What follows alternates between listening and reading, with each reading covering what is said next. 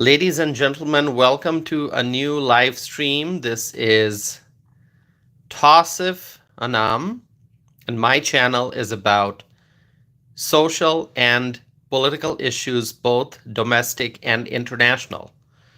So, welcome to everyone who's tuning in tonight.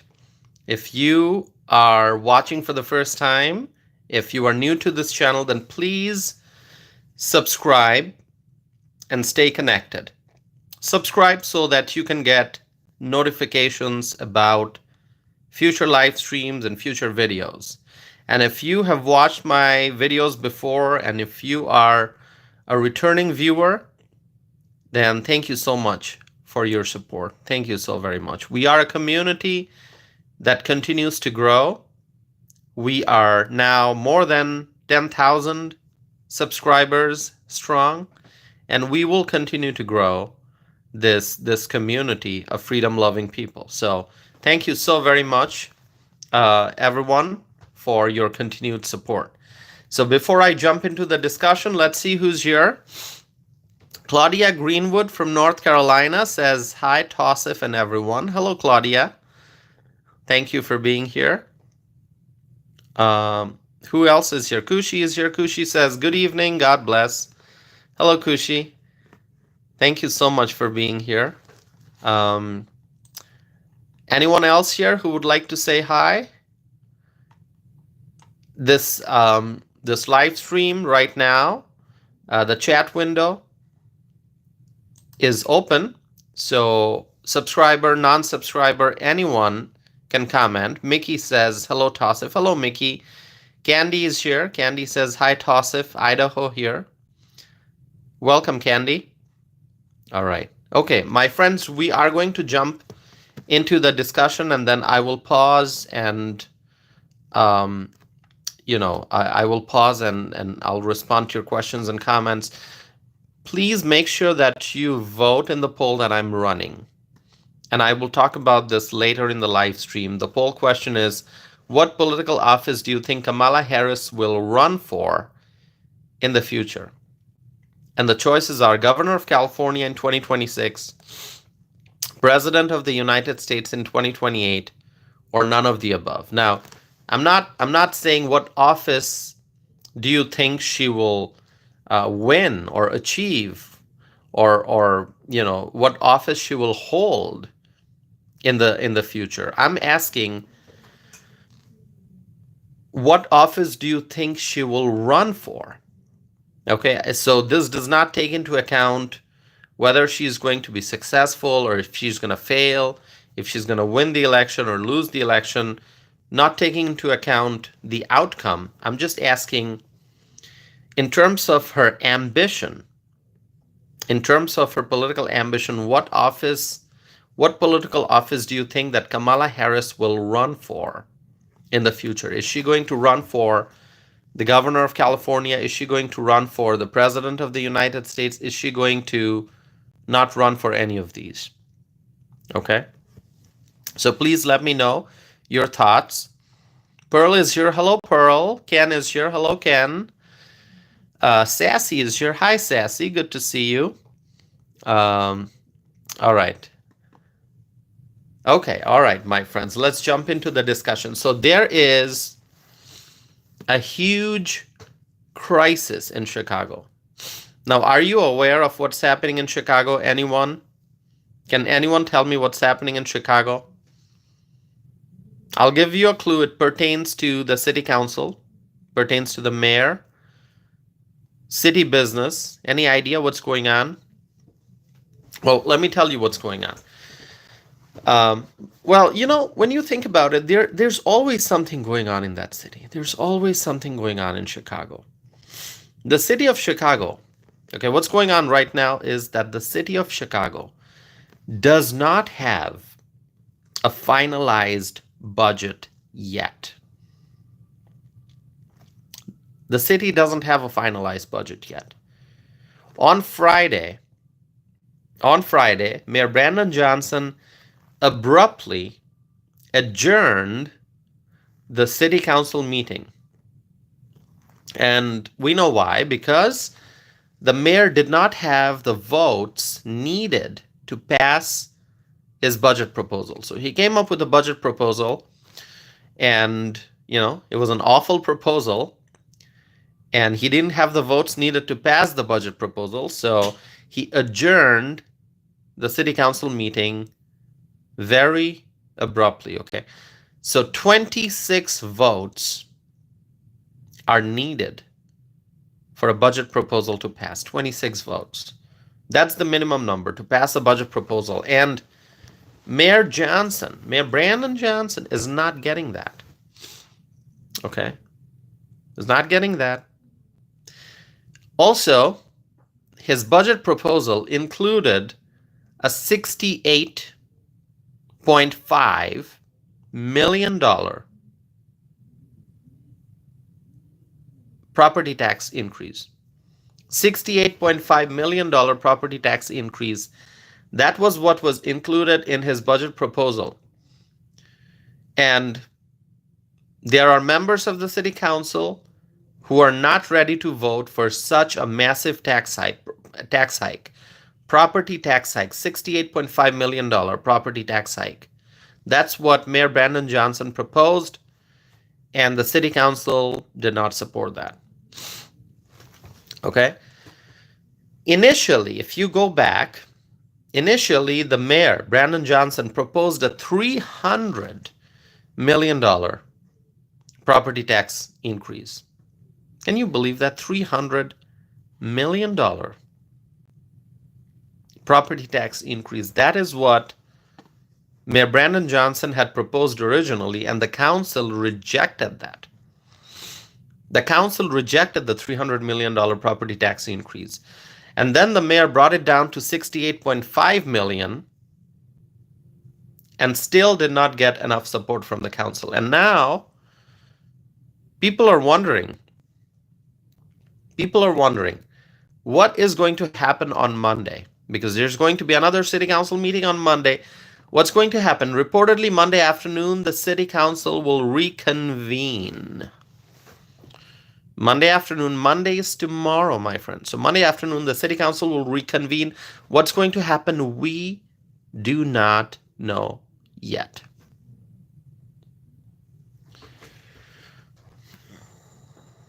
The people of Chicago, one thing is very obvious. The people of Chicago, they are not happy with Mayor Brandon Johnson. They're not happy with him. He's a total failure. I mean, do you agree with me that as a mayor, as an elected official, Brandon Johnson is an absolute failure? Do you agree or not? Or do you think, no, he's not a failure? I mean, I want to hear your thoughts. If you think Mayor Brandon Johnson is a failure as a mayor, just let me know. Just say Brandon Johnson failure. Failed mayor, whatever, however you want to write it. I want to hear your thoughts. Freshly is here. Hi, Freshly. Good to see you. Danielle, welcome. Marjorie. Hello, Marjorie. Heidi is here. Hello, Heidi. So share with me your thoughts about Brandon Johnson as a mayor. Sassy is saying failure. So Sassy agrees with me that Mayor Brandon Johnson is a failure. He's a failed mayor. Candy is writing Brandon Johnson failure. Kushi is writing yes. So you agree with me. Pearl is saying sounds like a failure to me.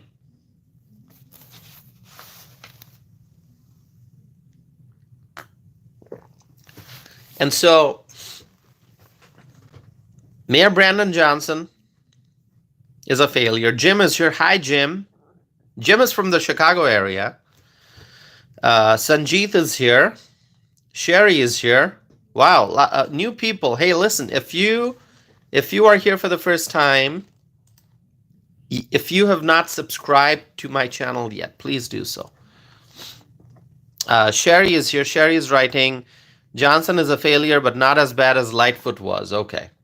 Well, both are failed mayors. Both are failed mayors. I'll let you debate who you think is worse. Is it Lightfoot or Brandon Johnson? But right now, Brandon Johnson is the mayor, and he's a failure. That's my opinion, and I can see many of you agree with my assessment. Okay. So the fact that Mayor Brandon Johnson proposed a $300 million property tax increase, I mean, that shows what kind of an elected official he is. He talked about increasing property tax on the American homeowners after supporting spending hundreds of millions of dollars, taxpayer dollars, on the illegal immigrants in Chicago. I mean, Brandon Johnson supported spending hundreds of millions of taxpayer dollars on the illegal immigrants, in Chicago. And then he tried to raise property tax on the American homeowners. $300 million property tax increase. And the city council rejected that. They rejected that. So, and then he brings it down to $68.5 million. That's still a massive property tax increase. That also does not get support from the council. And now Monday remains a big question mark. What's going to happen on Monday? Now, question for the people of Chicago. I mean, Chicago, is this the kind of mayor you want? Is this who you voted for? Let me ask you, is this who you voted for? Brandon Johnson. First, the Chicago residents voted for Lori Lightfoot, and now Brandon Johnson.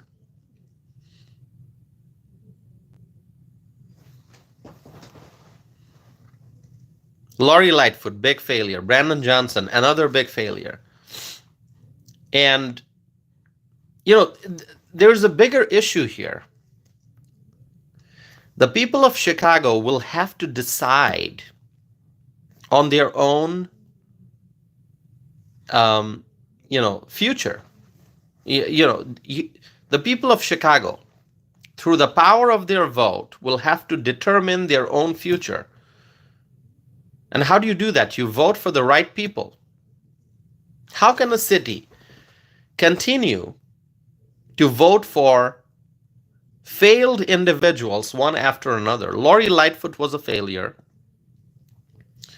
Brandon Johnson is a failure. And at the state level, J.B. Pritzker is a failure. I mean, do you agree that J.B. Pritzker is a failure? Now we're talking state level. What are your thoughts? Is J.B. Pritzker a failure as a governor?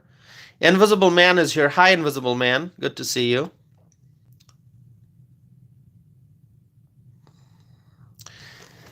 So, yeah, let me know what your thoughts are about J.B. Pritzker. I mean, the people of Illinois are suffering. The people of Chicago are suffering, but the people of Illinois in general, they are suffering because of the Democrat politicians and how they are running. Okay.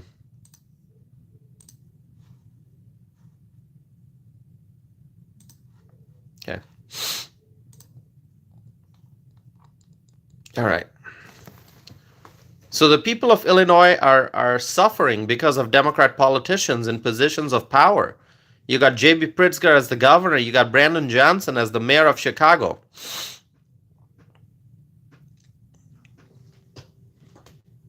And I'm hopeful that going forward, okay, I'm hopeful, I'm optimistic, and I'm hoping that going forward, the people of Chicago will change their voting pattern.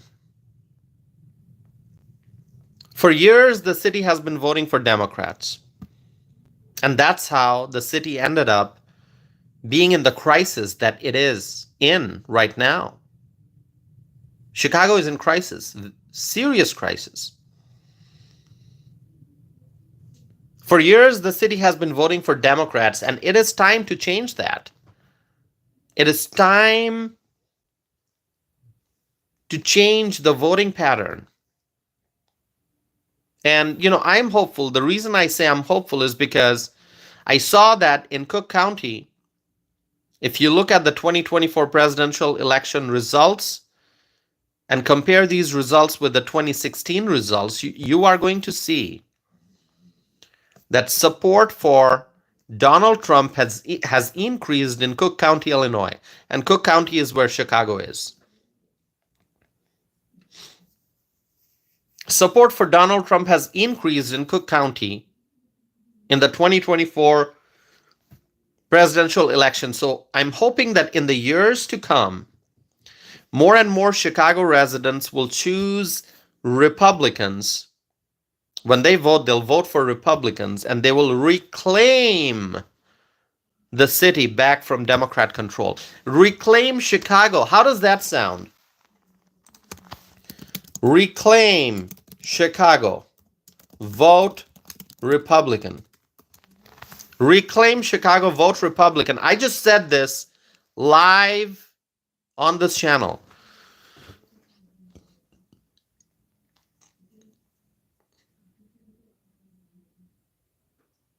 Do you want to repeat that, my friends? Reclaim Chicago. Vote Republican. If you agree with me, show that support in the live chat. Reclaim Chicago. Vote Republican.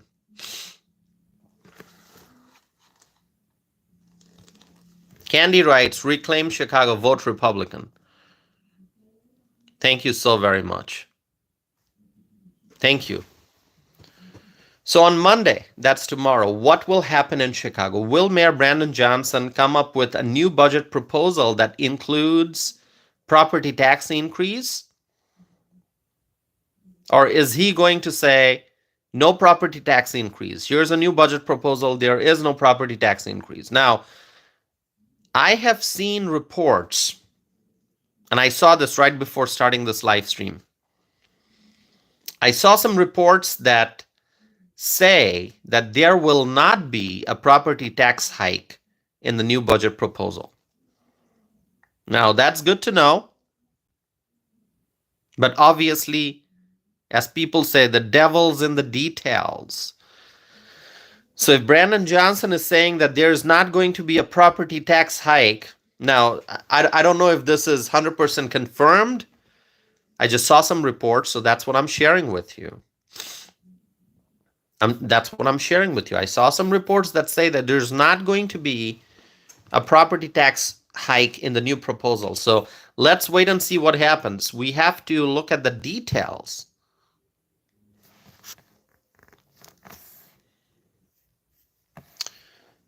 The clock is ticking. The clock is ticking. The city of Chicago needs to have a new budget in place by December the 31st in order to avoid a government shutdown. We hear about government shutdown at the federal level, right? Government shutdown at the federal level, right? People talk about that there are, we've seen years after years after years, you see the news that, the government might shut down if Congress doesn't have a budget passed by, such and such date. Okay, we've seen that. We've seen the tension in Washington.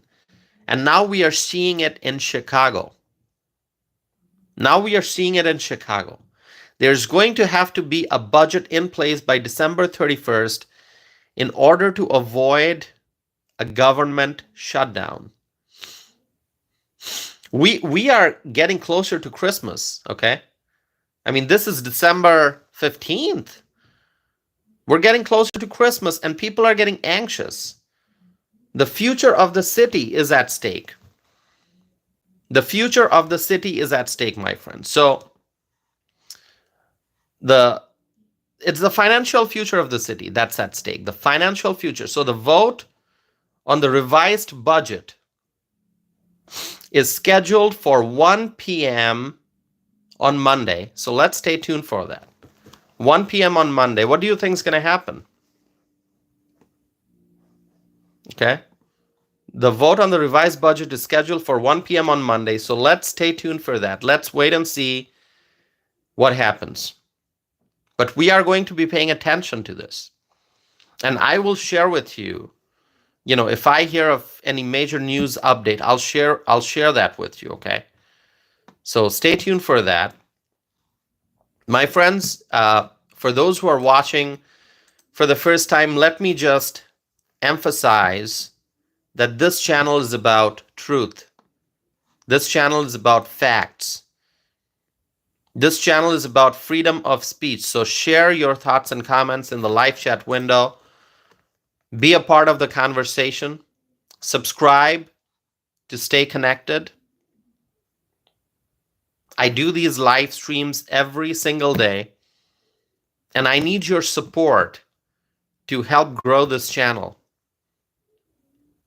Like this video, hit the like button. 81 people watching right now. Please hit the like button. 22 likes on this video already in less than 22 minutes. Perhaps by the time we get to the first hour, 60 minutes, maybe we'll have more than 60 likes. Support this channel. This channel needs your support. Here we are. We are growing stronger. We're more than 10,150 subscribers. And we're trying to get to 100,000. I know that's a big goal.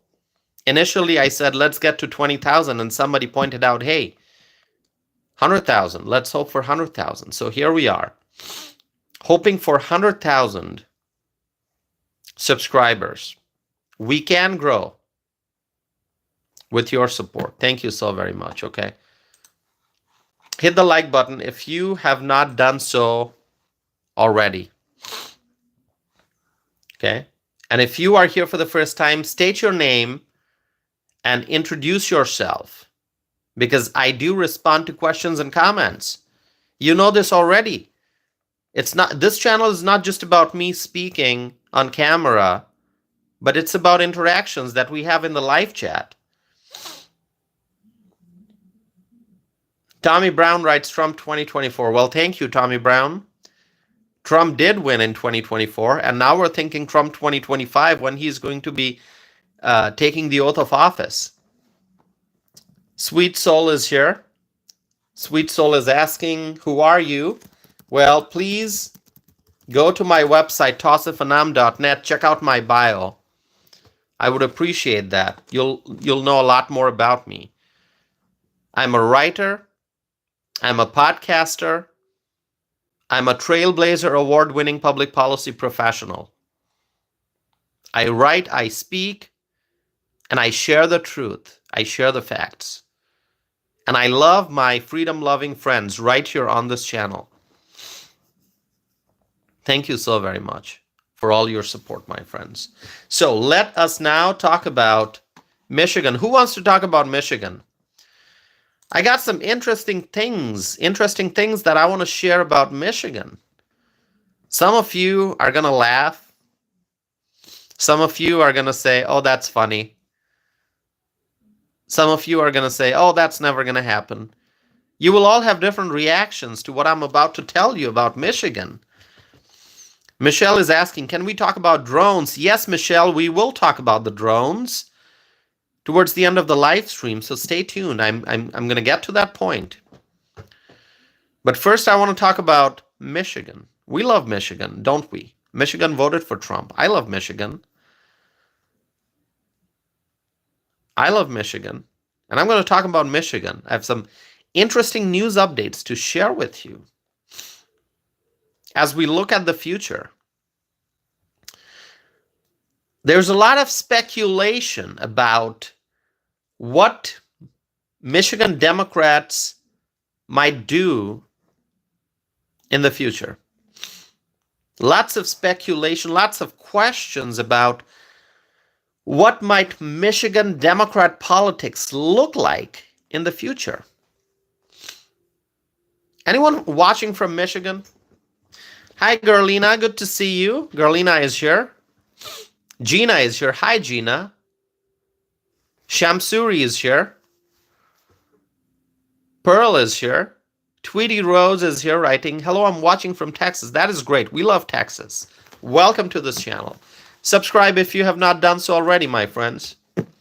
If you're watching for the first time and you think that you would like to be a part of the kind of conversation we're having here today, if you want to watch live streams that are interactive, where it's not the person who's running the channel speaking on camera, but you actually get to have a conversation, discussion, share your thoughts. You want to be a part of a community.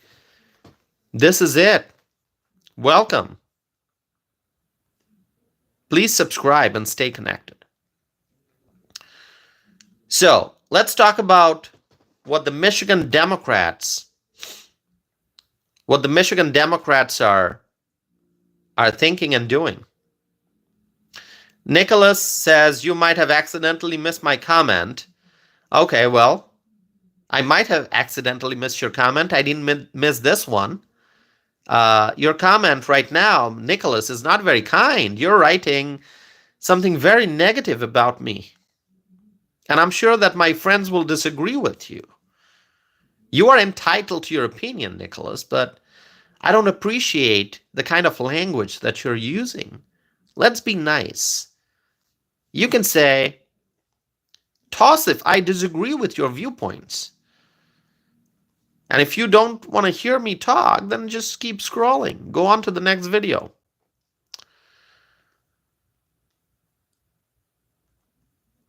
Terry is here. Hi, Terry. Terry Ward. My friends, see the kind of comment that Nicholas just made. Not very nice, is it? Anyway, let's move on. My friends, Pete Buttigieg. Everyone knows Pete Buttigieg. Everyone knows Pete Buttigieg, right? Transportation Secretary. Pete Buttigieg, who used to be the mayor of South Bend, Indiana, now calls Michigan his home. He used to be the mayor of South Bend, Indiana, and now he calls Michigan his home, and now there's going to be a job opening in Michigan soon.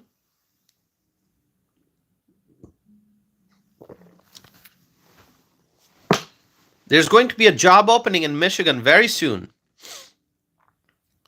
Gretchen Whitmer. Who knows Gretchen Whitmer? One of the worst governors in America, Gretchen Whitmer. She's the governor of Michigan. She's a Democrat. She's the Democrat governor of Michigan. But she cannot run for re-election because of term limit. Term limit, my friends.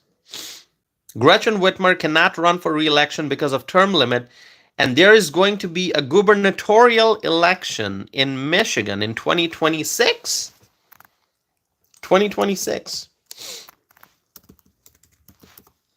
What are your thoughts about that?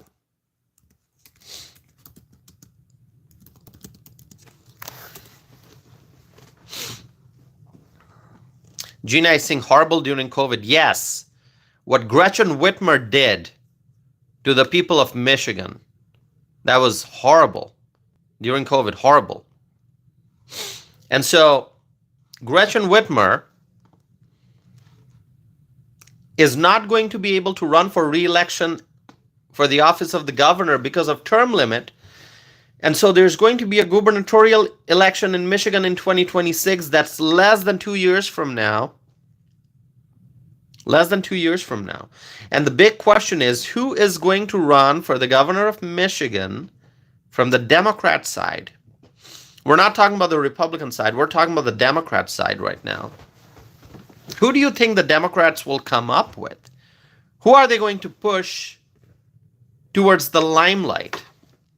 Any idea who it is going to be? I already gave you a clue that Pete Buttigieg now calls Michigan his home. Pete Buttigieg. He calls Michigan his home. Former mayor of South Bend, Indiana. Mayor Pete. Mayor Pete, they call him. Now they call him Secretary Pete. And some are saying that Pete Buttigieg may run for Michigan governor. You see what's going on, right? I mean, is that a strategic move for Pete Buttigieg to make Michigan his home? I mean, he was the mayor of a community in Indiana. What made him choose to make Michigan his home?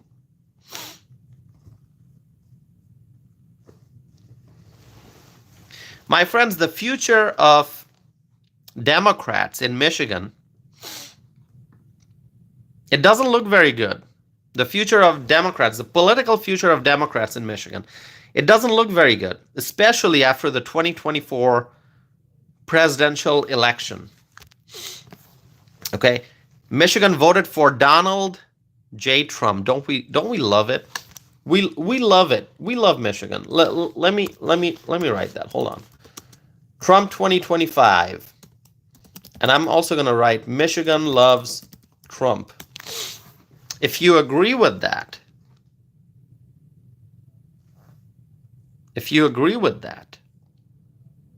please repeat that, my friends. Michigan loves Trump. Do you agree with that? Michigan loves Donald J. Trump.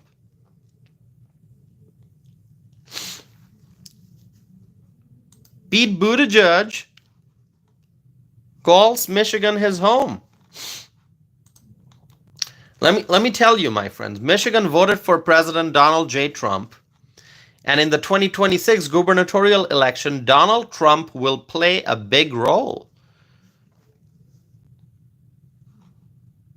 2026 is coming, and Donald Trump, in 2026, Donald Trump will be in the White House. He's going to be the president, and so he will have a big impact in the gubernatorial election in Michigan. He's going to play a big role in that election. It's too early to tell what the gubernatorial race will look like in 2026 in Michigan, but one thing we know for sure, that Donald Trump will play a big role in that election. Now, he can do rallies in Michigan in 2026 and support whoever the Republicans choose as the nominee for governor. I don't know if there's going to be a Republican primary in Michigan, but whoever the Republican Party comes up with, whoever the Republicans choose as the nominee for governor, Donald Trump can go to Michigan and support that individual, support that Republican nominee, do rallies, and campaign for that Republican nominee for governor. And after Trump's massive victory, 2024 victory in Michigan, the momentum is going to favor the candidate who Donald Trump endorses for the gubernatorial race in Michigan. Do you agree with me? Do you agree with what I said? You can share your thoughts. If you are from Michigan and you have some other analysis, you can let me know that. You can say, Tassif, I agree with you. Or you can say, Tassif, I'm from Michigan and I have different views on the issue. You can let me know. What I'm telling you is quite simple. Gretchen Whitmer is not going to be able to run for re-election as governor because of term limit. Pete Buttigieg, he calls Michigan his home, and there's a possibility that he may run for governor in Michigan in 2026. Okay? And what I'm telling you is that no matter who the Democrats select as their nominee for governor in Michigan in 2026, the momentum favors the Republicans. And with Trump in the White House, if Trump goes to Michigan to campaign for the Republican nominee for governor, the momentum is going to favor that nominee, the Republican nominee. Quite simple. Very simple logic. Now, let me know if you agree with my assessment, and if you don't, let me know that you don't. Okay?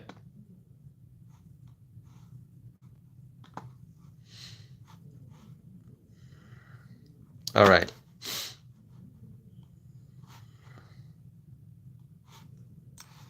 So, I can tell you that Donald Trump, Michigan loves Trump. I told you that already. If Trump campaigns for the Republican nominee for governor in Michigan in 2026, I am hopeful that we can have a Republican governor in Michigan in 2 years.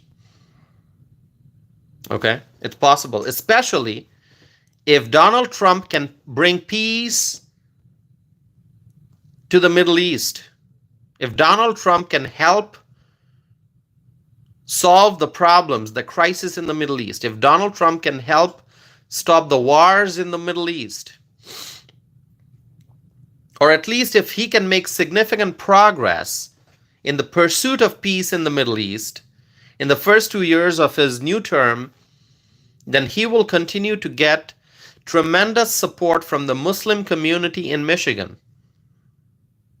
The Muslim leaders in Michigan, I told you that so many times, they endorse Donald Trump. The Muslim leaders endorse Donald Trump in Michigan, which is what helped Trump win Michigan. And so, if Donald Trump can make significant progress, if his administration can make significant progress to end the bloody conflict, the armed conflict, the violent conflict in the Middle East, then Trump will continue to get tremendous support from the Muslim community in Michigan. And it is a very, very big community. Many voters, many Muslim voters, many Arab American voters in Michigan. And if Trump is successful, if Trump continues to get tremendous support from the Muslim voters in Michigan, then whoever Donald Trump endorses in the Michigan governor's race in 2026, that candidate automatically is going to get tremendous support from the Muslim community in Michigan. And so that would weaken Democrats' chances of victory in the 2026 Michigan governor's race. I'm just showing you the logic here. I'm showing you the logic. To understand what might happen, we have to understand the reality on the ground. We have to understand the demographic makeup of Michigan. And I did very thorough analysis, state by state by state, before the election. Many of you have watched those videos. Many of you participated in those discussions. And I kept saying that Michigan's going to go for Trump. No guarantees. There are no guarantees in politics. I'll still say that. But I was very confident about Michigan.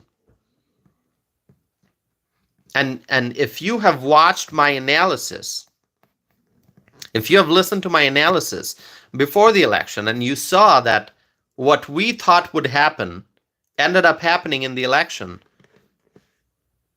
then let's feel confident about our analysis as we move forward. No guarantees. You know, the people who give guarantees, they are the ones who end up losing. And we've seen that. We've seen that. You know, there are some people out there who like to guarantee stuff. They're just so confident. They're just so confident that they tell the people, oh, this is what's going to happen. I never do that. I say, I present the facts, I present my logic, and I say there are no guarantees. But thankfully, my analysis turned out to be true. For those who watched my live streams before the election, you know that. I went state by state by state presenting the Electoral College map analysis.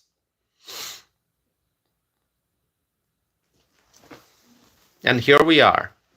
Here we are. So, what I'm telling you going forward is the population of Michigan overwhelmingly favors Trump. If Trump can bring peace in the Middle East, if Trump can achieve peace in the Middle East, if he can end the armed conflict and the bloodshed,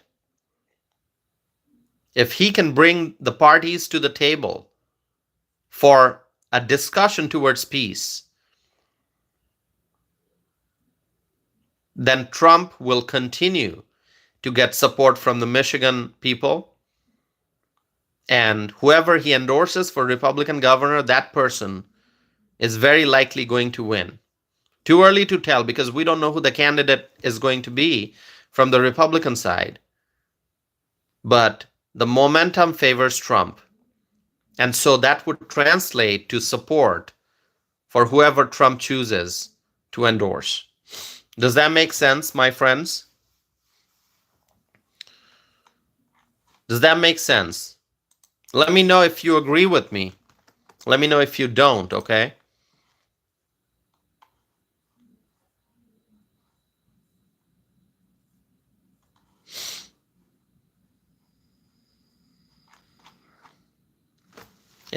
Okay. Yeah, let me know.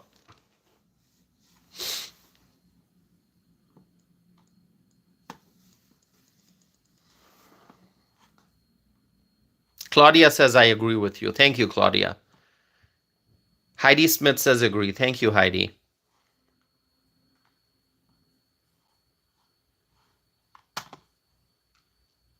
Candy says, yes, it makes sense. I see some of you don't agree. That's okay. If you don't agree, that's fine. I remember a lot of people did not agree with my analysis. I wouldn't say a lot, but, there were quite a few who did not agree with my analysis before the election. Okay? Before the election, there were people right here. I mean, do you remember those people who were right here and they did not agree with my analysis before the election when I kept saying that my analysis says that Trump is likely going to win and that he is going to win Michigan, that he's going to win North Carolina and Georgia and Arizona. I kept saying that.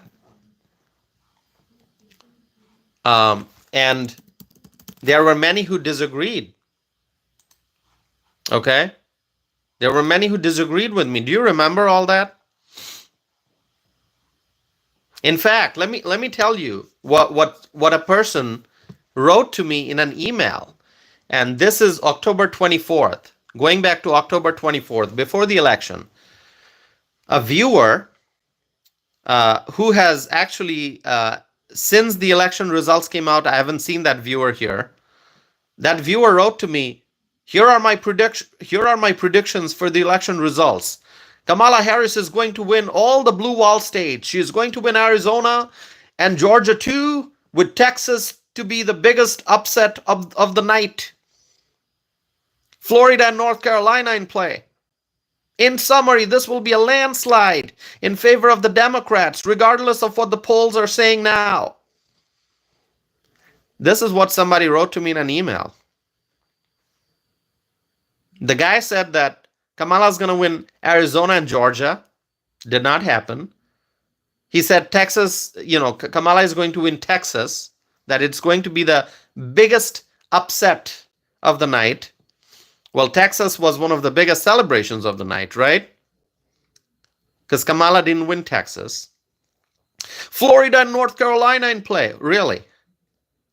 Really? Florida and North Carolina in play. I always kept saying North Carolina is not a battleground. And I've said that so many times. I kept saying that North Carolina is not a battleground. I don't know why these pundits said North Carolina is a battleground. North Carolina was never a battleground in the 2024 cycle. Never a battleground in the 2024 cycle. I kept saying over and over again, North Carolina is a Trump territory. Anyway, so, there are some who will disagree with me now, and that is fine. That is fine.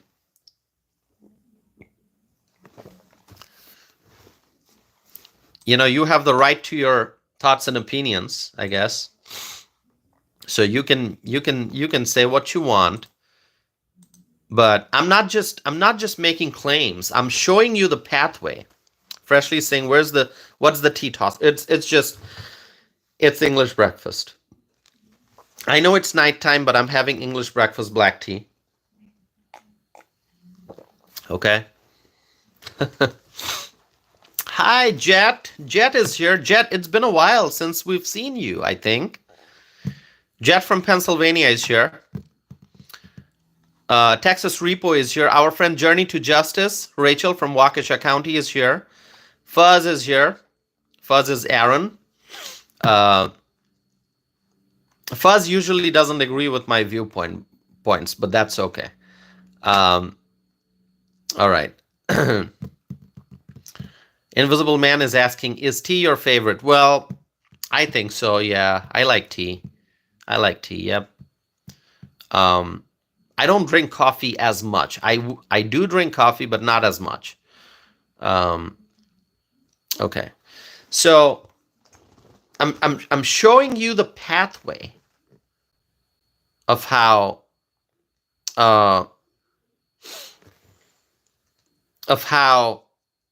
Republicans may be able to win the governor's race in Michigan in 2026. That's the pathway I'm showing you. Trump has support from Michigan. If Trump can fulfill his campaign promises of bringing peace to the Middle East, then he's going to continue getting support from the voters in Michigan, in particular, the large Muslim population there. And if Trump can fulfill his promises, then in 2026, when Trump goes to Michigan, which I'm hoping he will, to campaign for whoever the Republican nominee for governor is, then that Republican nominee will have the momentum going into election day. And so whoever the Democrat nominee is, whether it's Pete Buttigieg or somebody else, the Republican nominee will be able to defeat the Democrat nominee, and the Republicans will be able to reclaim the governor's office in Michigan. That's the pathway in a nutshell. Okay? That's the pathway in a nutshell. So,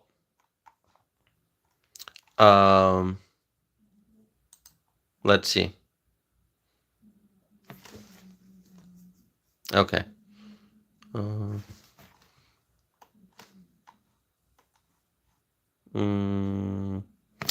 Levi is asking, are you a politician? Well, you have to look at my bio. So am I a politician? I'm very, very involved in politics. Very, very involved in politics. So, whatever you want to call me, I'm very involved in politics, in Wisconsin politics, for many years. Okay, you can look up my biography. You can go to tossifanam.net. Hold on. tossifanam.net. Go to my website. Check out my bio. I've got pictures there. So that will tell you. And you can answer your own question if you think I'm a politician or not. Okay. Okay. So, Michigan 2026, we are going to have to pay attention what happens. Okay. Paul, thank you, Paul. Paul, I appreciate your compliment. David Nichols is here. Hello, David Nichols. Texas repo. The reason I'm talking about Michigan is because there's a gubernatorial race coming up in Michigan in 2026. Okay, we're gonna have to win that. Okay, we're gonna have to win that. So that's the reason why I'm talking about Michigan and the 2026 midterm election. All right. So so here's what's going on the Democrat side. Just going back to Michigan again. Here's what's going on the Democrat side. Pete Buttigieg seems to be the name that's being mentioned as a possible Democrat candidate for governor in Michigan in 2026. So he went from being a mayor to then being a transportation secretary, and now his term in office is coming to an end because the Biden administration is an outgoing administration. So their term is coming to an end. And so naturally the question is, what is Pete Buttigieg going to do next? What is Pete Buttigieg going to do next? Now, for high-profile public officials like cabinet members, there's usually no shortage of jobs, okay? So if somebody has served in a president's cabinet, whether it's a Democrat president or a Republican president or whatever, you know, regardless of party affiliation, if somebody has served in the cabinet of a U.S. president, you know, there will be many opportunities for that individual, okay? There's not going to be a shortage of jobs. So there would probably many opportunities for Pete Buttigieg in the private sector, okay? But usually politicians, they tend to find a way back to politics, okay? They try to find a way back to public office. They try to find a way to come back into the political limelight. Although the private sector, if you think about it, it's financially much more profitable. I mean, if somebody has served in the cabinet of a U.S. president, okay, although, you know, we may not like the president, we may not like the cabinet, we may say that the cabinet member was a total failure, like we say in the case of Pete Buttigieg, but just being a part of any president's cabinet, it's a huge resume boost, and that's the fact, okay? And so Pete Buttigieg, I'm sure that he's going to have many opportunities in the private sector, and the private sector is where the money is. People make a lot of money in the private sector, and so I'm sure he's going to have many opportunities, but then it's hard for a lot of people, political people, to stay away from politics. Many try to find a way back into political limelight, like I said. So the question is, what is Pete Buttigieg going to do? Will he do something in the private sector? He might. But then Michigan Democrats may want Pete Buttigieg to run for governor, and, you know, it is something that he might be drawn towards. So we just have to wait and see. We don't know yet. And I know we're still not into 2025, so 2026 is far away, but then time flies really fast. So we're gonna keep paying attention. Michael Brown is here. Hi, Michael Brown. So good to see you. Michael Brown, our good friend from Australia, is here. A wonderful member of this community, this online family that we have. Thank you so much. Thanks for supporting this channel, okay? All right. Okay, a viewer is asking, when will you get a haircut? Why is this individual concerned about my haircut? Is there something wrong with my hair? Okay. I mean, I'm at home. Usually when I go out, I'm probably going to brush it, and it's going to look much neat. But I'm at home right now. I'm here with my friends. It's like a living room. I'm hanging out in a living room. Okay? We're all family. So, I mean, What do you want me to like put gel in my hair and put hairspray and do all that? I mean, is that what this person H is hoping for?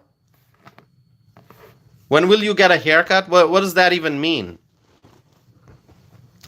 Anyway, so all right. So as I was saying,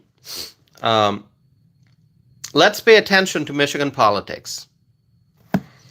We know Trump won Michigan in 2024, and Republicans have a great opportunity to elect a Republican governor in Michigan in 2026. But then the Democrats are going to fight really hard to try to hold on to the governor's office in Michigan. But Trump will have a big role to play. So let's see what happens. Now, let me move on to the next topic here now. Kamala Harris. Who wants to talk about Kamala? Do you want to talk about Kamala Harris? Do you want to talk about Kamala Harris? Shall we talk about Kamala? Let me know. Okay. I'm getting mixed responses. I can't make up my mind if I should talk about Kamala or not. Seems like I'm getting mixed responses here, my friends. Let's see who's saying what. Shall we talk about Kamala? Let's see. David says yes. Delay says no. Okay. Invisible Man says yes. Candy says, oh, yes. Shamsuri says yes. Okay. Sassy says, okay, if we have to. All right. So Sassy is like letting me decide. Okay. Sassy isn't saying yes or no, but like, okay, if we have to, we will. Right, Sassy? Well, thank you. Gina says, LOL, I will listen. She's just toast. Yeah. Let's talk about Kamala. Actually, my poll question today is about Kamala, as you can see. The question is, what political office do you think Kamala Harris will run for in the future? Now, I'm not saying that she is going to become the governor of California or she's going to become the U.S. president in 2020. I'm just saying, what do you think in terms of her ambitions? What do you think she's going to run for? Is she going to run for the governor of California in 2026? Is she going to run for president in 2028?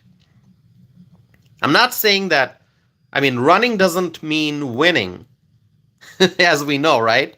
I mean, look what Kamala did. She ran and she lost. So that's why I'm asking, what do you think she will run for? Is she going to run for governor? Is she going to run for president? So please share your thoughts in the poll that I'm running. Delay says CNN anchor. Okay. All right. Okay. So the question is, what is Kamala Harris going to do after leaving the office of the vice president? Okay. I'm conducting a poll tonight, so please answer. The people of California will have to decide. Listen to this. Listen to what I'm about to tell you right now. The people of California, I mean, are you listening? Are you listening, my friends? The people of California will have to decide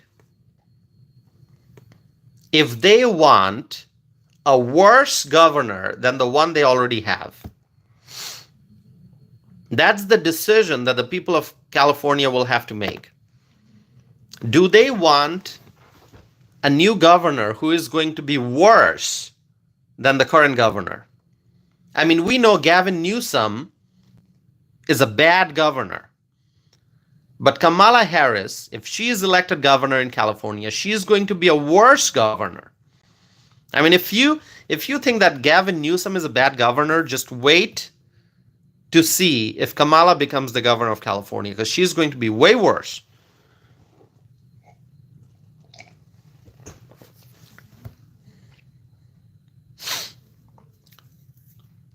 But in terms of the 2028 presidential election, I don't believe that the Democrats will choose Kamala. There's always that question.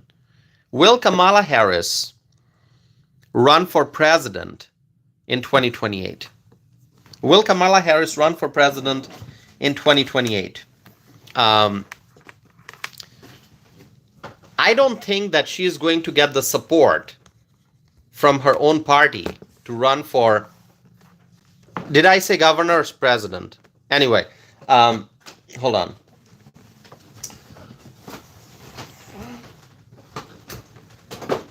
Okay, my computer charger got all tangled up. Okay, so let me say that again. I don't know if I stated it correctly or not. So let me repeat. In terms of the 2028 presidential election, I don't believe that the Democrats will choose Kamala as the presidential nominee. Okay? Who knows? They might. I don't know. But I don't think the Democrats will choose Kamala as the presidential nominee in 2028. Okay? The Democrats might think that Kamala should be, the Democrats might think that Kamala should be the presidential nominee again, but I really don't think so. Remember, my friends, this time in 2024, Kamala did not have to win a primary. She didn't have to win a primary in order to get the presidential nominee. She was given the nomination by the Democrat Party machine.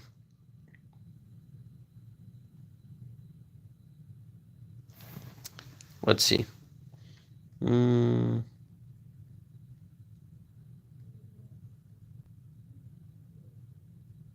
Okay, hold on.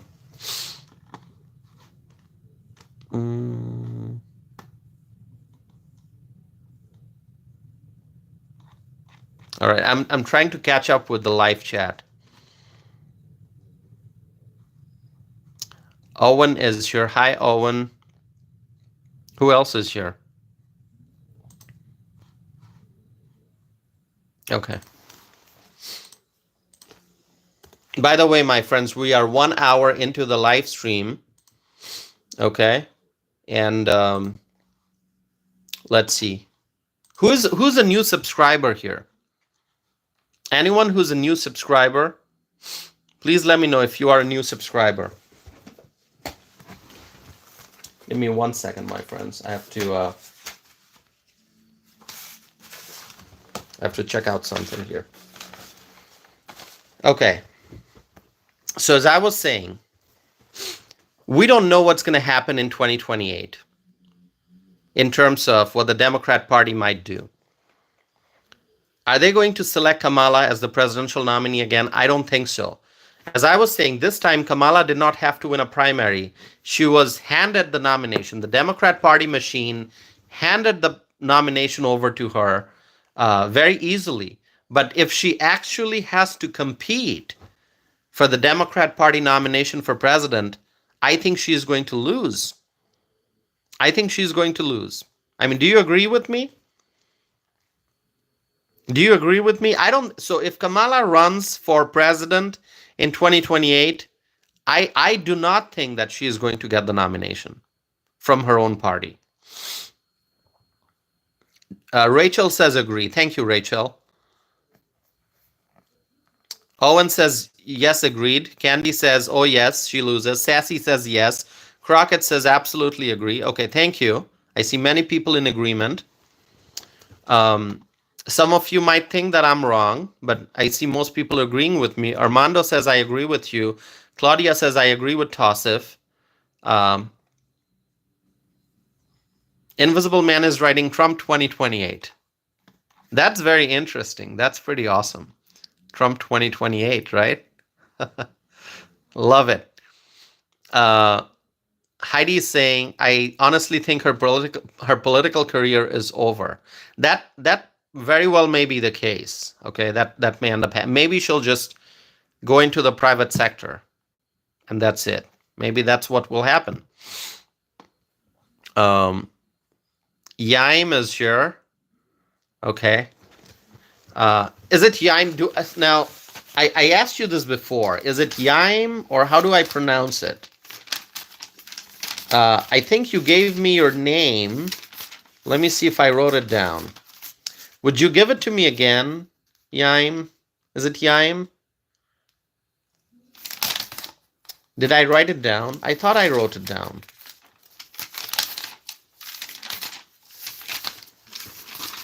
See, I try to get everyone's name here, those who don't use real names, so that I can address you.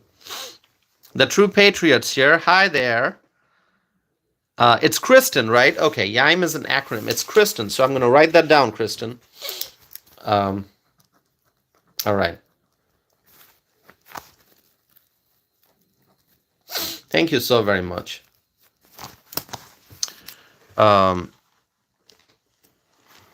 So, my friends, so we have to wait and see what Kamala Harris does.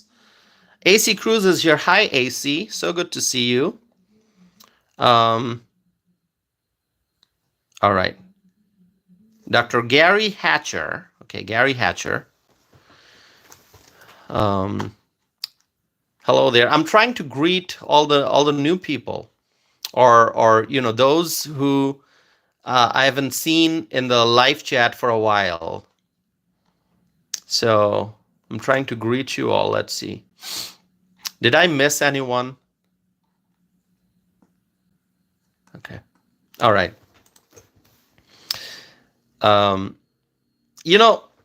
In fact, what I think will happen, is Pete Buttigieg might run for president in 2028 from the Democrat Party. I think that's quite likely. Pete Buttigieg might run for president in 2028 from the Democrat side. And I think there will be others who will join the race, like Shapiro from Pennsylvania and Pritzker from Illinois and Newsom, likely Newsom from California. But I think Pete Buttigieg will also be there in the presidential race. I think that's quite likely. Michael Brown is back. All right, Michael Brown, welcome back. And, there's another name that's being discussed. A Democrat who might jump into the presidential race. That's actually AOC. How do you think the Democrat Party machine is going to react to that if AOC decides to jump into the presidential race in 2028? What are your thoughts on that? Okay, listen, let me ask you this. Those who are Democrat supporters watching this, okay, I know there are many freedom-loving, conservative Americans here, conservative people who are watching this, but those who identify as Democrats, if you think you're a liberal, you're a Democrat, I want to hear from you. Who would you support as your Democrat Party nominee? I mean, there's going to have to be some nominee, right? I mean, the Democrat Party is going to have to choose some nominee. Who do you think it's going to be? Suzanne, hi Suzanne, good to see you. Suzanne says, hey guys, just listening, have to take dad to the dentist early a.m. Much love and respect. Well, thank you, Suzanne. I hope the dentist appointment goes well. Best wishes for your father. And Suzanne, thank you so very much for always supporting this channel. Okay. So, yeah, thank you, Suzanne. Okay, so question for the Democrats here. Who would you like to see? Who would you like to see as your Democrat nominee? Who would you like to see as your Democrat nominee for president in 2028? I mean, are you going to support Josh Shapiro of Pennsylvania, or J.B. Pritzker of Illinois, or Gavin Newsom of California, or Pete Buttigieg of now Michigan, or AOC of New York.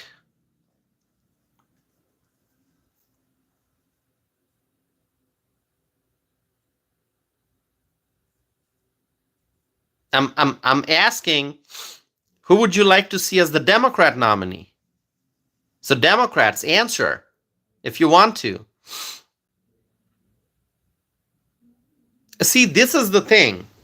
I'm asking a question. I know there are Democrats who are watching this, and they have no answer. See, this is the issue with the Democrat Party. The Democrat Party doesn't have anyone to run in 2028. The Democrat Party doesn't have anyone. The Republicans, we have lots of possible candidates, but the Democrats, they have no one. They have no one. The Democrat Party has faced such massive losses. Such massive losses. They are clueless right now. I mean, see, in this live chat, you see the Democrats who come and insult me. They engage in name calling. They make fun of me. They talk about my hair. They talk about my teeth. They talk about my face, my clothes. They criticize me. They criticize Trump. They criticize the incoming Trump administration. But now I'm asking the Democrats who are watching this, I'm asking them a question like, who would you like to see as your Democrat Party nominee for president in 2028? And like crickets. No answer. No answer. I got one answer here from Aaron, who's saying Aaron would support Buttigieg. All right. That's just one answer. Where are the others? Where are the others? Where are the Democrats who come here to insult me? Who come here to make fun of me? I'm asking you a question now. I mean, if I ask a question to my freedom-loving Republican friends here, who would you support? Then they are going to give me the names. But I asked the Democrats, who would you support? No answer. All right, let me ask my Republican friends here, who would you like to support in 2028 for president? Now I'm asking my Republican friends, my freedom-loving Republican friends, because the Democrats don't want to answer. I just got one answer here from Aaron, who said Buttigieg. Well, thank you, Aaron, for sharing your thoughts. But no other Democrats answered, because the Democrats right now, they're absolutely clueless. There is no leadership in the Democrat Party. But I asked my Republican friends, Cheryl is saying Vivek, Gary Hatcher is saying Vance, Gina is saying Trump, Rachel is saying Vance, True Patriot is saying Vance, Vivek, Suzanne is saying RFK Jr. It's RFK Jr. you mean, right, Suzanne? Owen is saying either Vance, Vivek Ramaswamy. Okay. Invisible Man is saying Trump 2028.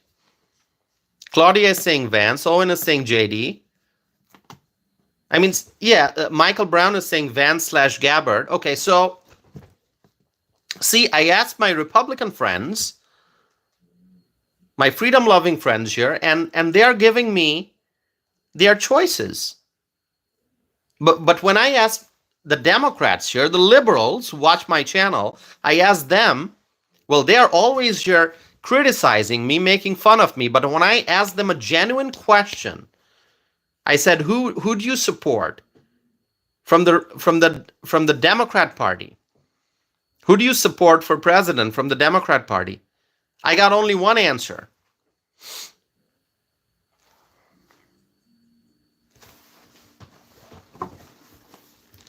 So, that shows that the Democrat Party is an absolute mess. Democrat Party is an absolute mess right now. The Democrats are clueless right now.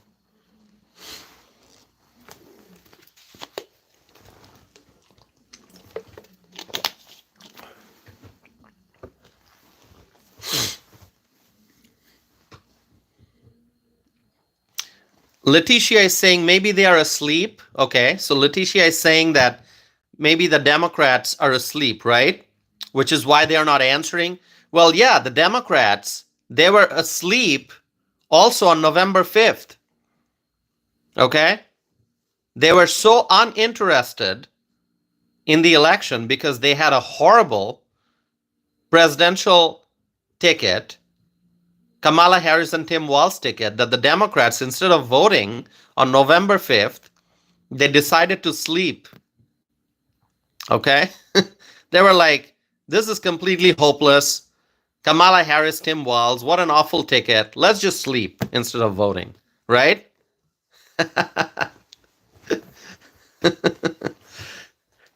Yeah?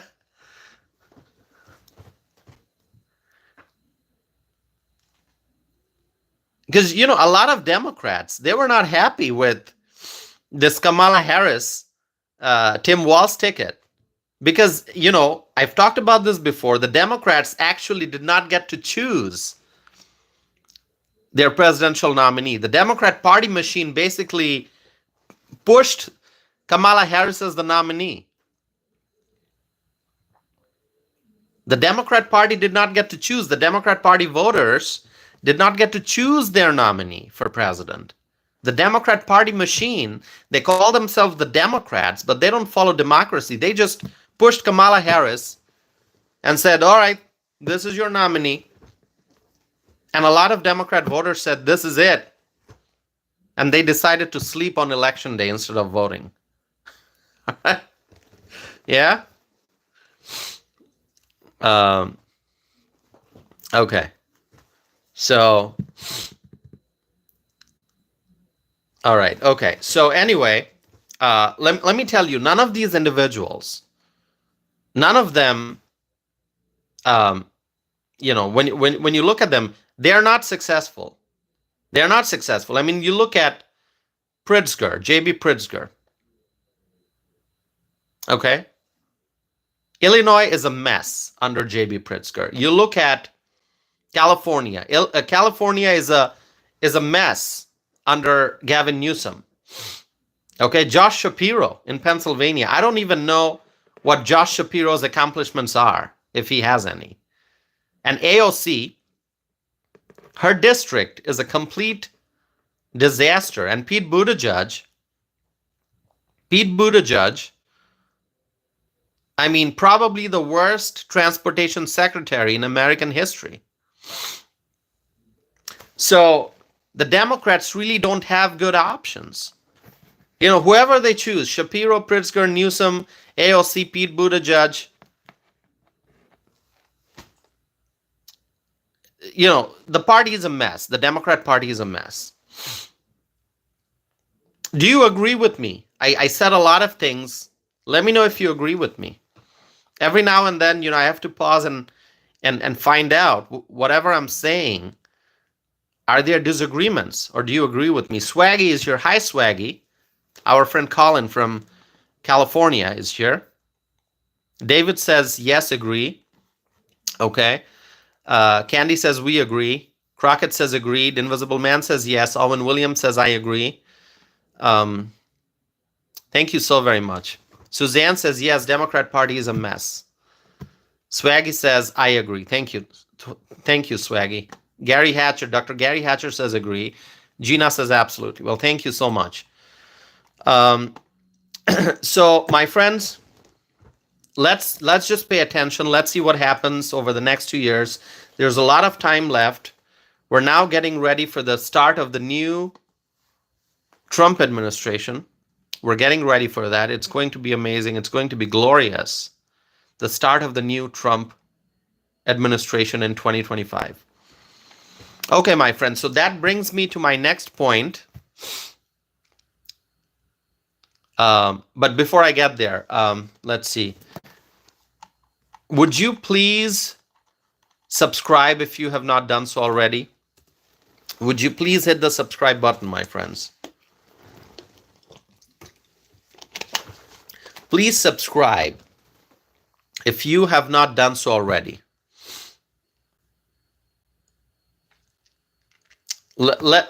Okay, so please subscribe if you have not done so already. So let's just pay attention what happens over the next 2 years with regard to Michigan, the gubernatorial election, and let's pay attention and see what happens over the next 4 years as we look at 2028. Still 4 years away, but we will pay attention. There's a lot of time left, but now we're getting ready for the new Trump administration, and it's going to be amazing.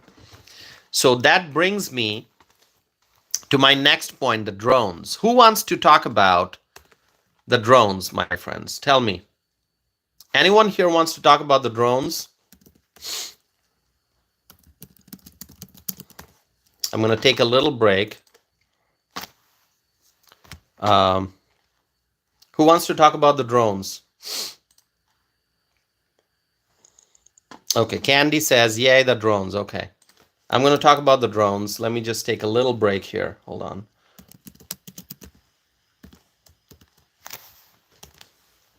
Sassy says yes. Okay. Claudia says, I want to hear. Ken says yes.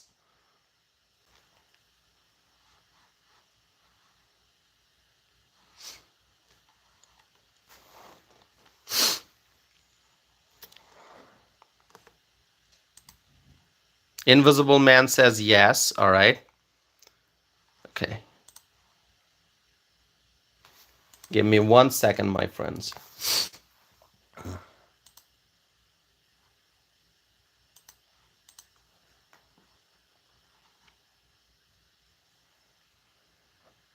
Cheryl says, I missed the question. The question is, who wants to talk about drones? You want to talk about drones?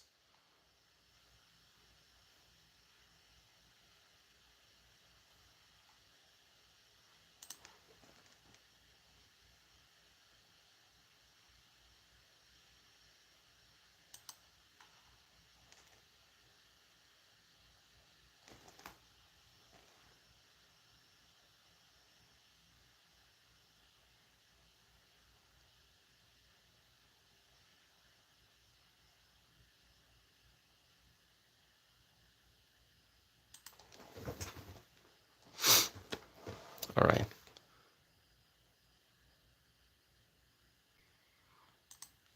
All right, give me 1 second here, my friends. I'm going to have to change the screen here a little bit.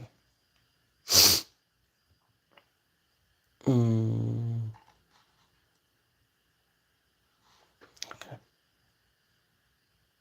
All right. You know, we are just about 37 subscribers away from 10,200 subscriber mark. Can we get there?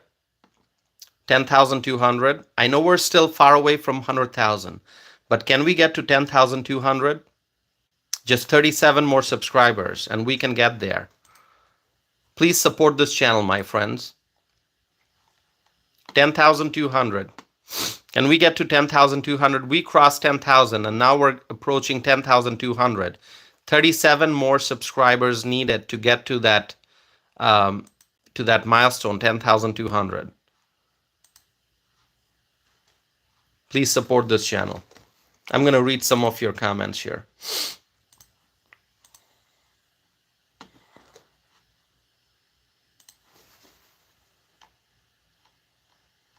Bailey is here. Hi, Bailey.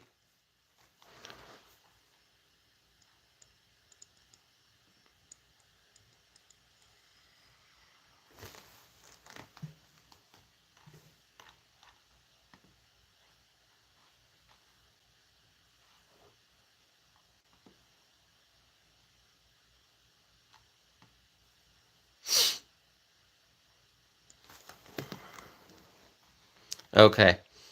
Rachel writes, we can do it. Please share this channel. Well, thank you so much. Thank you, Rachel. Our friend Rachel from Waukesha County. Please support this channel, okay? All right. Comedy says, hello from Pakistan. Well, thank you. It's always good to see when this channel is watched by people around the world. So thank you so much. Anyway, who here is from outside the United States? If you are watching from outside the United States, will you say hello? I know our friend Michael Brown is watching from Australia. We appreciate our friend Michael Brown for tuning in from Australia and supporting this channel. Suzanne is from Canada, another great ally. We love Canada, and Suzanne, thank you so much for your strong support for this channel and for being a part of this community from Canada. Okay, who else is here? Anyone from outside the United States? Any country, anywhere in the world?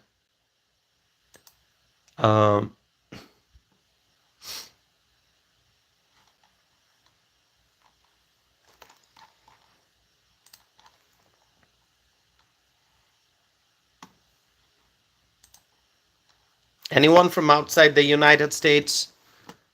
We're going to talk about the drones, but I just want to see who else is from outside the U.S. Big John says, hello from Texas. Well, Texas is America. We love Texas. Everyone loves Texas. You know, see, you can tell every time I talk about Texas, I get so happy and excited. I mean, Texas is the state that we are all proud of. Okay. Thomas is from New Zealand. Hi, Thomas. Thanks for coming back, Thomas. Thomas is from New Zealand. Stuart is from Australia. That's wonderful. Did I write down? Okay, I'm gonna write it down. Hold on. All right, let's see. So Thomas is from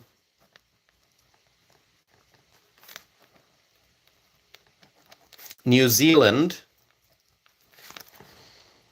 Stuart is from Australia. Okay. So Stuart is from Australia. Michael Brown is from Australia. So we have friends in Australia. That's great. So Stuart, where in Australia? Where in Australia, Stuart? I'm sorry if I asked you that question before, but where in Australia?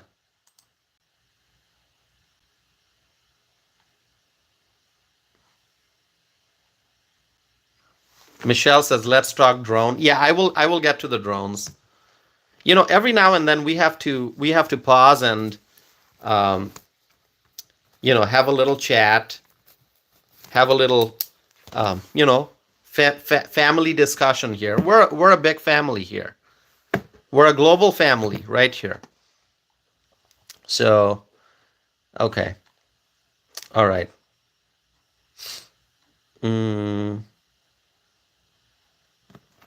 Yeah, Rachel is originally from England. I remember that, Rachel.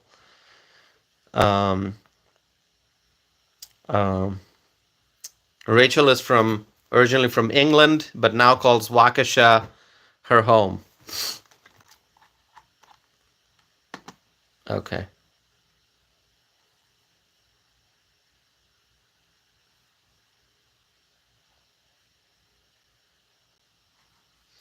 Okay, Michael Brown, who did you block? Michael says, I think I've already blocked him. Who did you block, Michael Brown?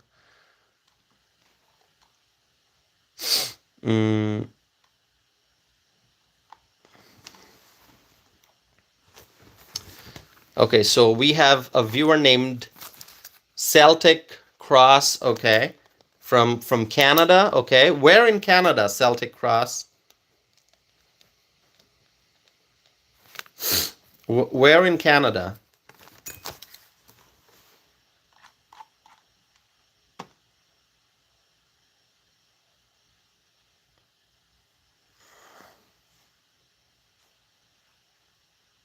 Calgary. Okay, Calgary. All right. Calgary, Canada. Okay.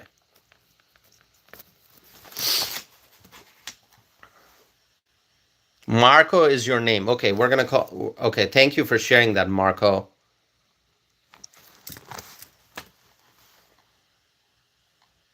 All right. Okay.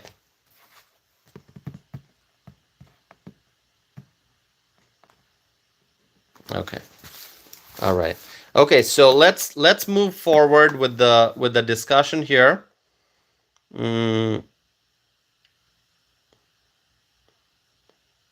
Okay.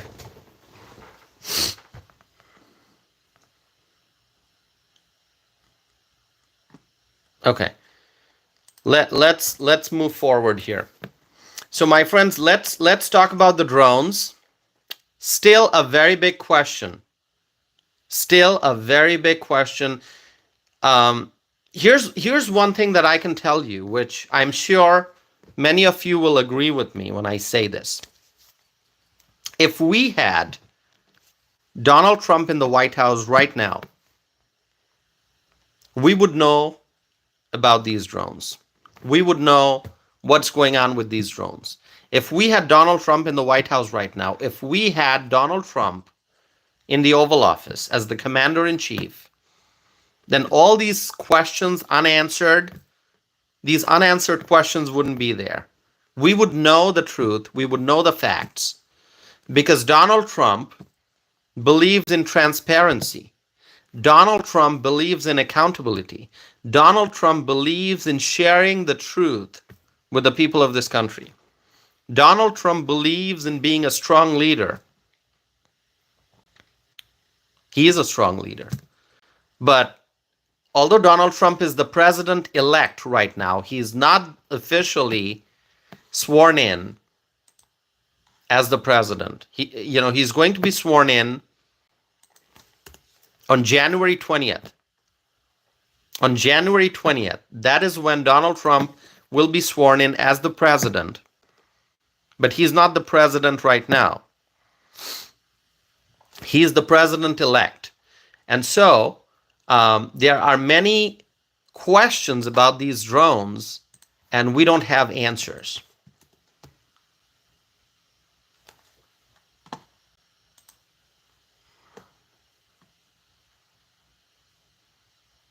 Okay.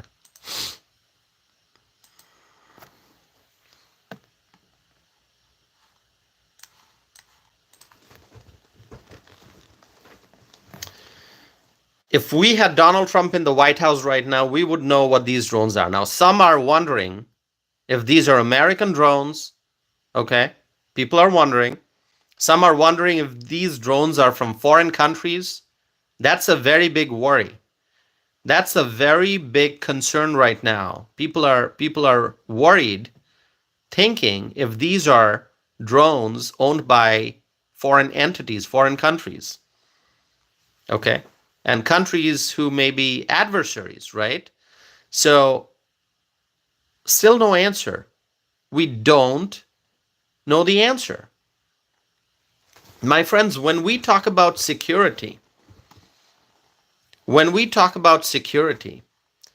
talk about security on all sides. We talk about the northern border security. We talk about the southern border security. We talk about maritime security. And we also talk about airspace security, right?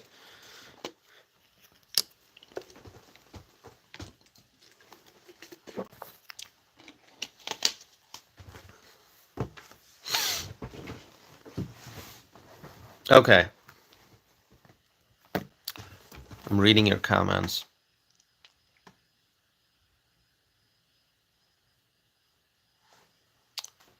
Hold on.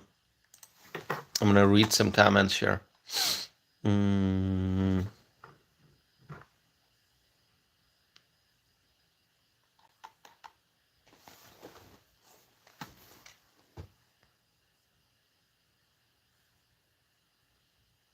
Okay.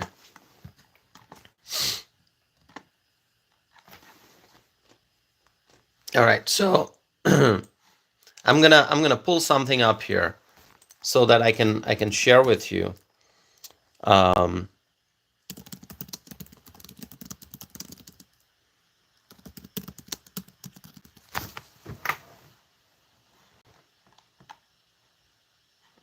all right.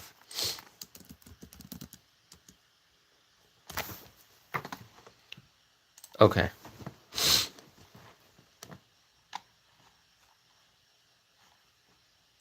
I'm gonna share with you something. Just give me 1 second.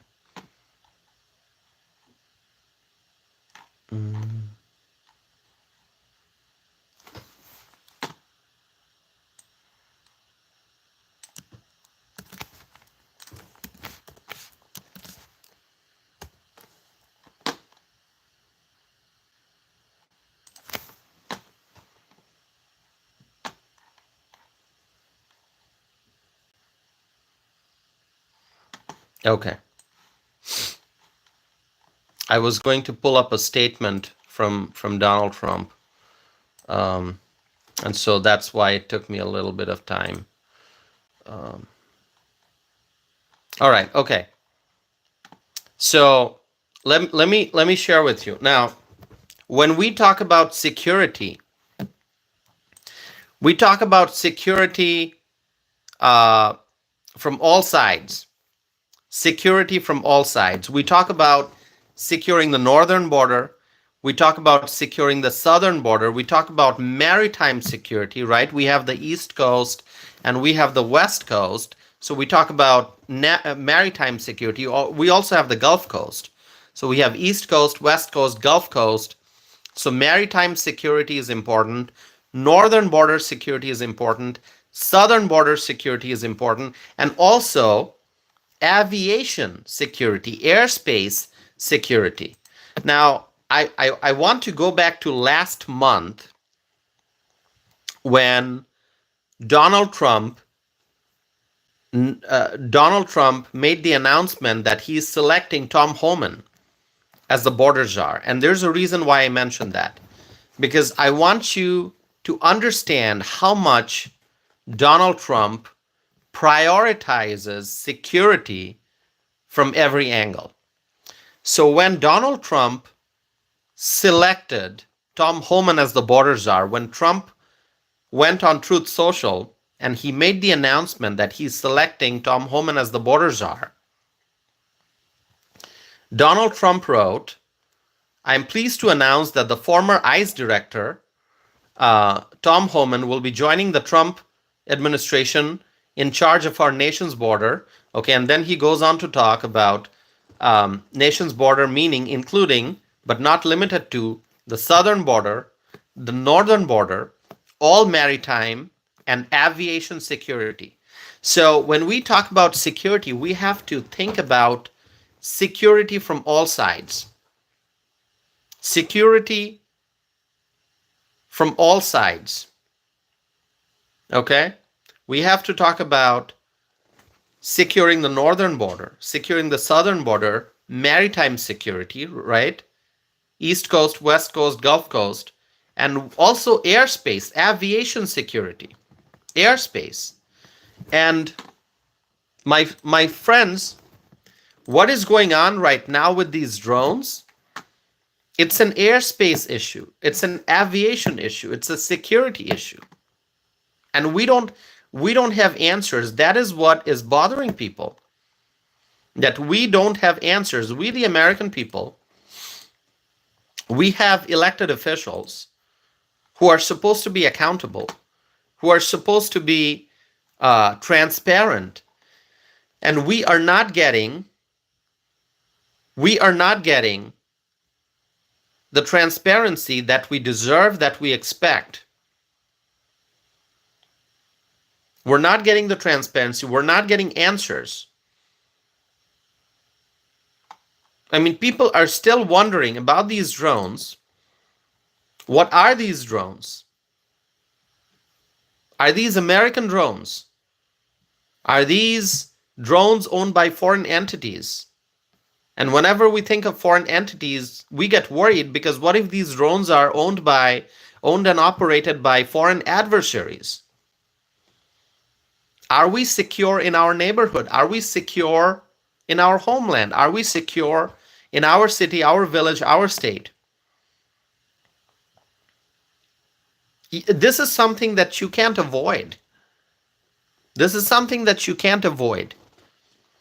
Because these drones are flying over American cities.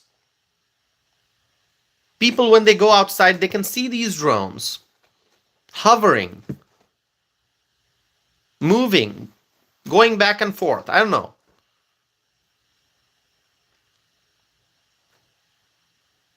You know, we have many challenges that we face. There are many issues, many problems, there are many conflicts. We have crisis at the southern border, we have crisis at the northern border. We have our troops overseas in other countries fighting enemies. I mean, there are many issues that we're dealing with. And on top of everything else, now we have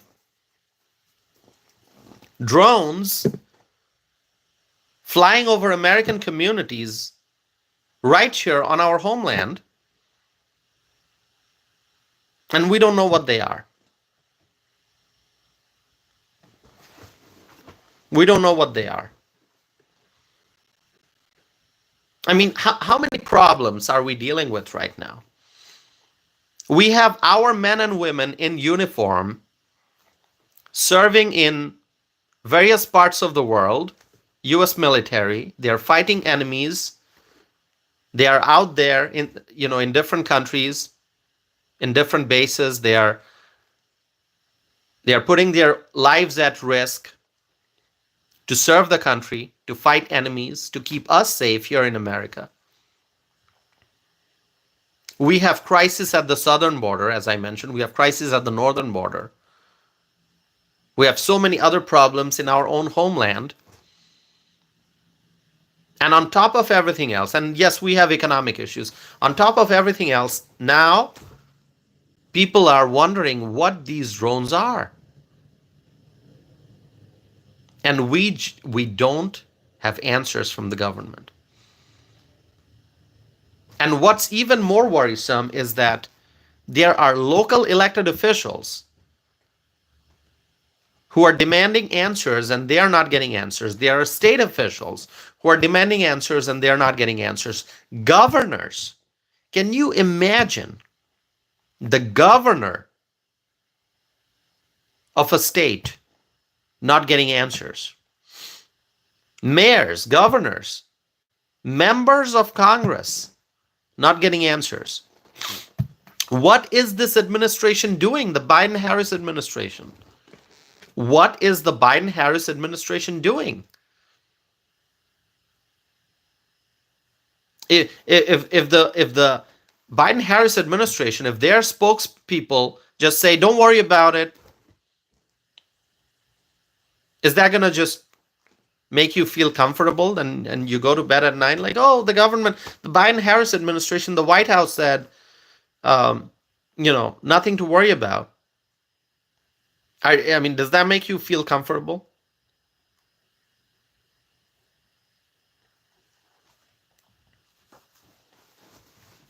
So I wish we had Donald Trump in the White House right now.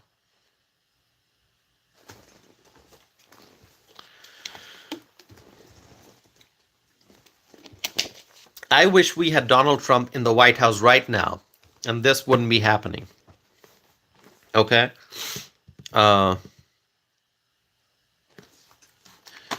Okay, I'm looking at your comments. I missed a lot of comments here. Hold on.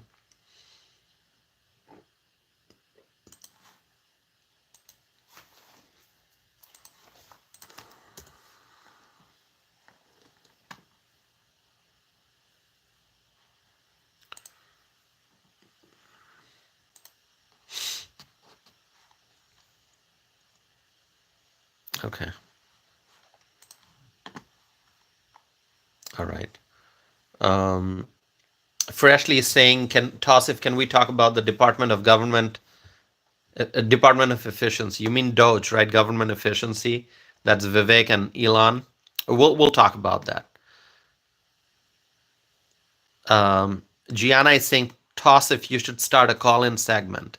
Okay, so like the radio where people can call in and talk and ask questions. Is that what you're referring to, Gianna? Cheryl Barnett is here. If I missed greeting anyone, I apologize. Gianna says yes and ask a question. Okay.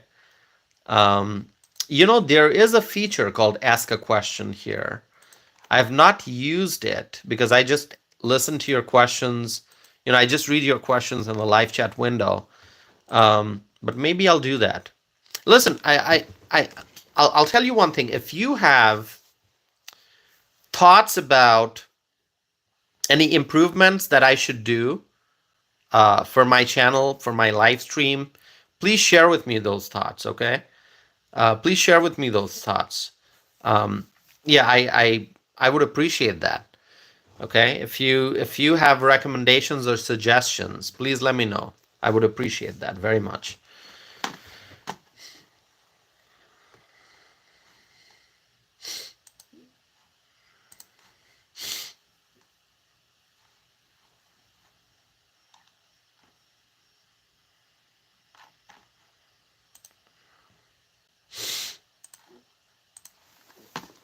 One Texas Miner is here, our friend Ron from Texas. Yeah, so Gianna, if you want to send me some tips, please do that. I'm going to put my email address in here. If you can think of more recommendations. Okay, I pinned my email address at the top of the chat window, so you can see that and send me an email with recommendations. Some people have recommended, I think, who was it that recommended, like, I do StreamYard, and do have guests and do more interviews. I have had like 13 guests previously, but it's been months. I think that was in June and July. Okay. So anyway, I will, I'll listen to your thoughts and recommendations. Let me know.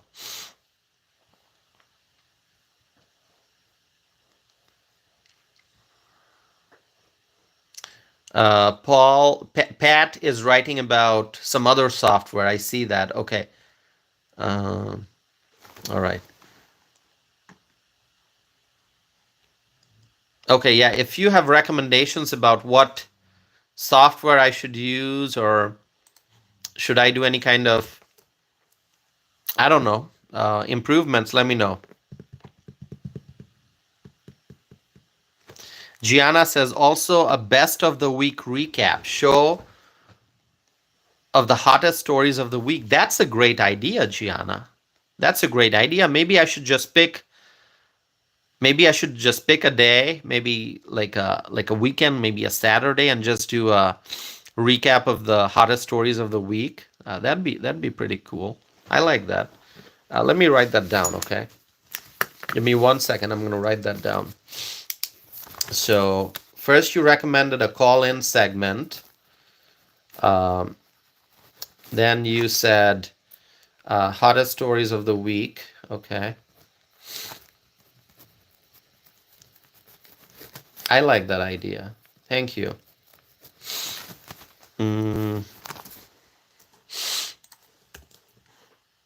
By the way, we still need like 30 subscriptions to get to 10,200. Okay. So we need more subscriptions, my friends. So help us out. Okay. Help us out. Help us get more subscriptions.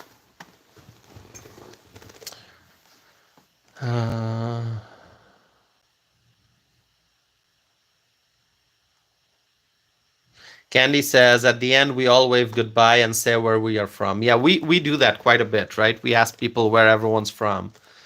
Um, we might make that an official segment too at the end.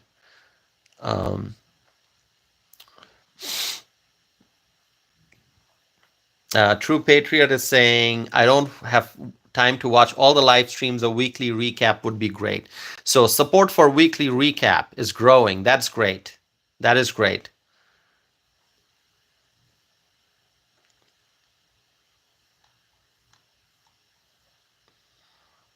A viewer named Rec is saying, what is Rec saying? Rec is saying fake news. What does that mean? Rec. It's kind of a funny spelling, right? Rec. I thought Rec is like WRECK, right? Isn't Rec WRECK? But this one is WREK? Is that a different kind of Rec? I don't know. Um,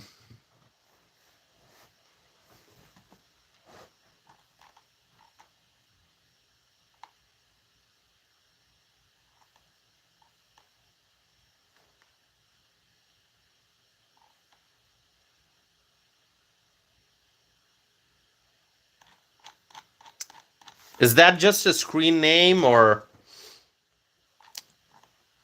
is that how it's pronounced? Rec? Isn't I thought Rec is spelled WRECK. Yeah. Kristen is saying, Tossif, look at Rec's comments before that. Yeah. I saw that unkind comment from Rec. Okay. Yeah, maybe it should be called Rec. How about that? That seems to be the more appropriate spelling, right?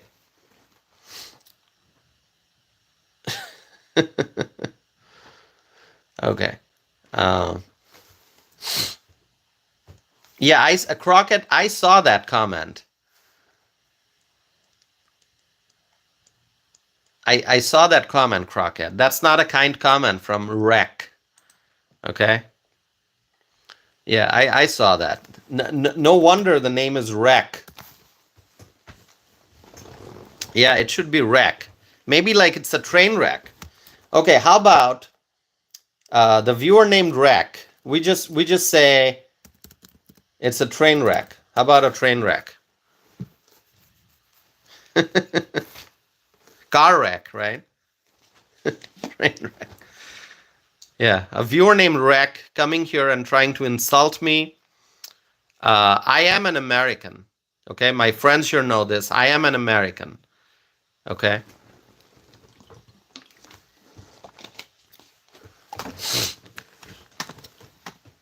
Thank you, Gina. Thank you for your support.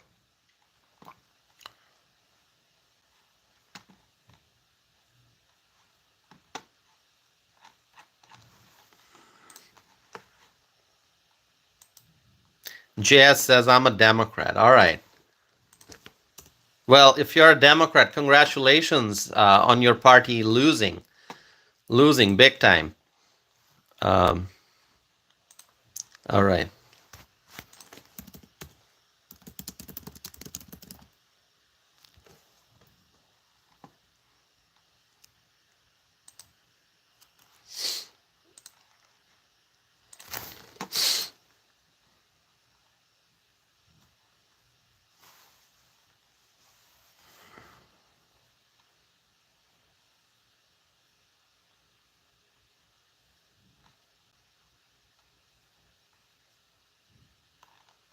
Okay. All right, my friends. So we are 1 hour 54 minutes into this live stream. Antonia writes, hello, friend. Hello, Antonia. All right.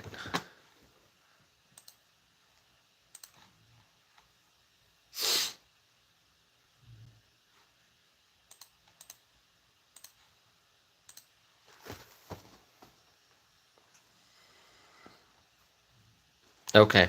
So the drones, my friends, these drones are flying night after night after night, and we don't know what these are. How can this be?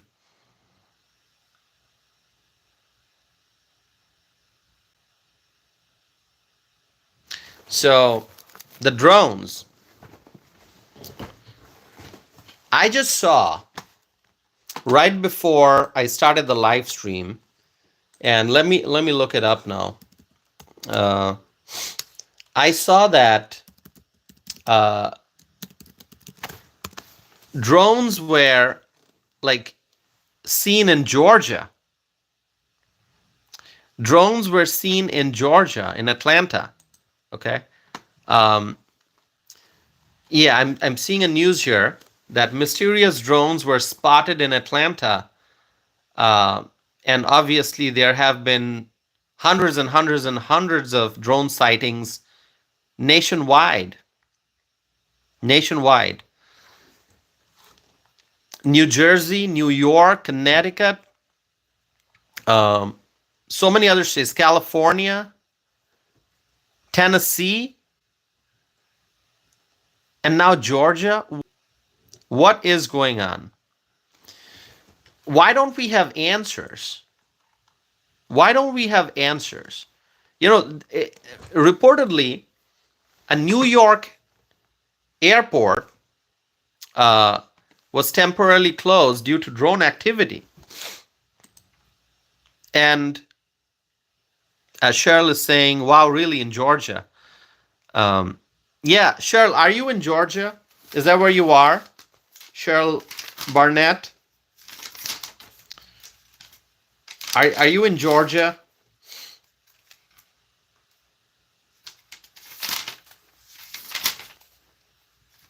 Let's see.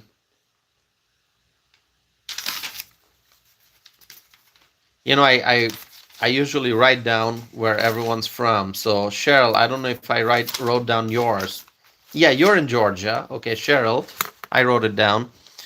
So you are about 45 minutes from Atlanta. Okay. In Georgia, that is correct. So listen, let me just ask you this question. Have you seen the drones in your community? Or just maybe when as you're traveling or visiting someplace, have you seen the drones? Let me know. Let's do a poll. Please write in the live chat if you have seen any mysterious drones in the sky over the last few weeks, since mid-November. Have you seen any drones?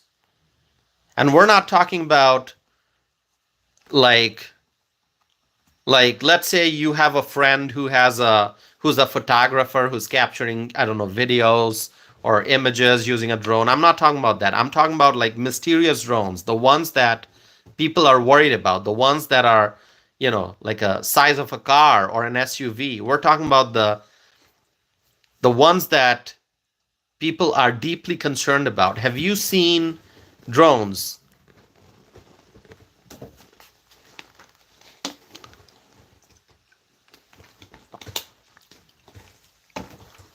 And let me know where. Let me know where. What city, what state?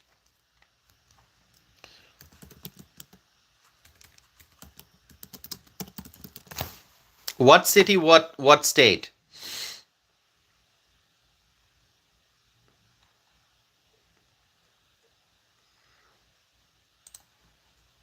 Okay, I'm going to read your comments.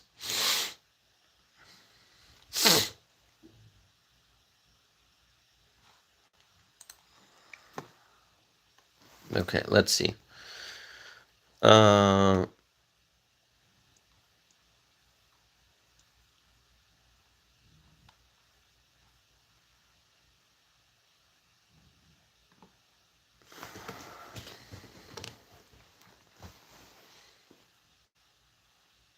Antonia is asking, have the drones been seen in Albuquerque, New Mexico? Antonia, I don't know the answer. If anyone can answer, please go ahead and answer. Candy is saying no, not in Idaho. So Candy has not seen drones in Idaho. Antonia says no. Others are saying no. Invisible Man is saying yes. Invisible Man, what state are you in again? Let me see. I think I have it written down here. Invisible Man. You've seen drones. Where have you seen the drones? Mm, let's see. Invisible Man says yes. Invisible Man, I don't think I've written down.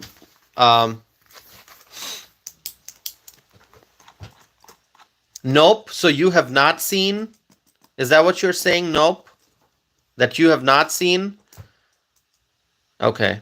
AC Cruz is saying no drones here in Arizona. Okay. Jet says Jet has not seen drones in Pennsylvania. Okay.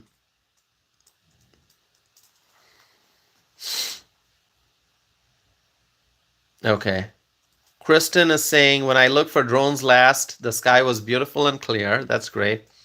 With a small but very bright full moon. Yes, the full moon. Pearl in Cleveland area. Pearl, have you seen the drones? Pearl?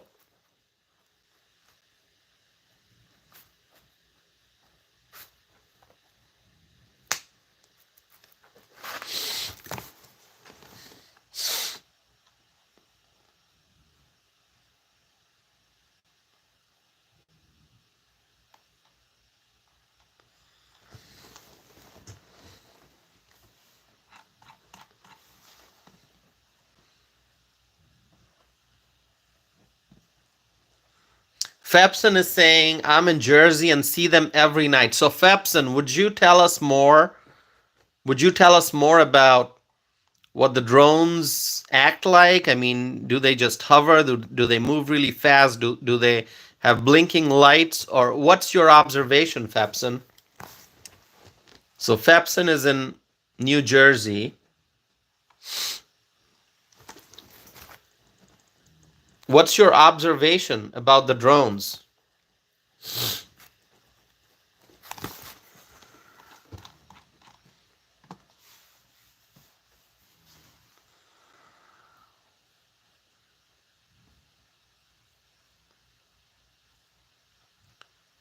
Hassan is saying, I'm here in Seattle, Washington. All right, welcome.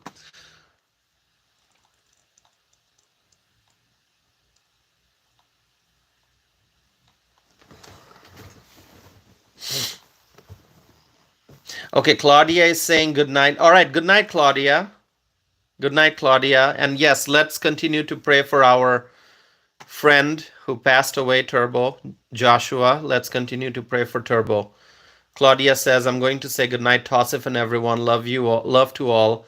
Prayers for Turbo and family. Absolutely. We will continue to pray for our friend who passed away, Turbo, Joshua, and we'll pray for his family. Absolutely. Thank you.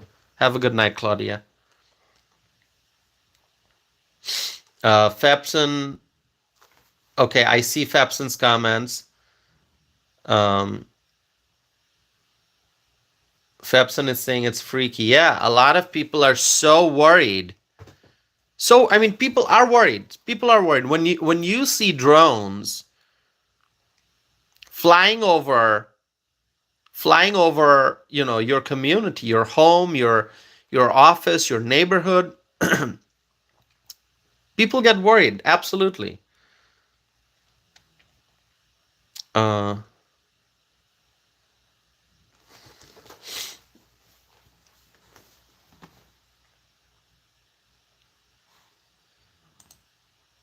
And we don't have answers.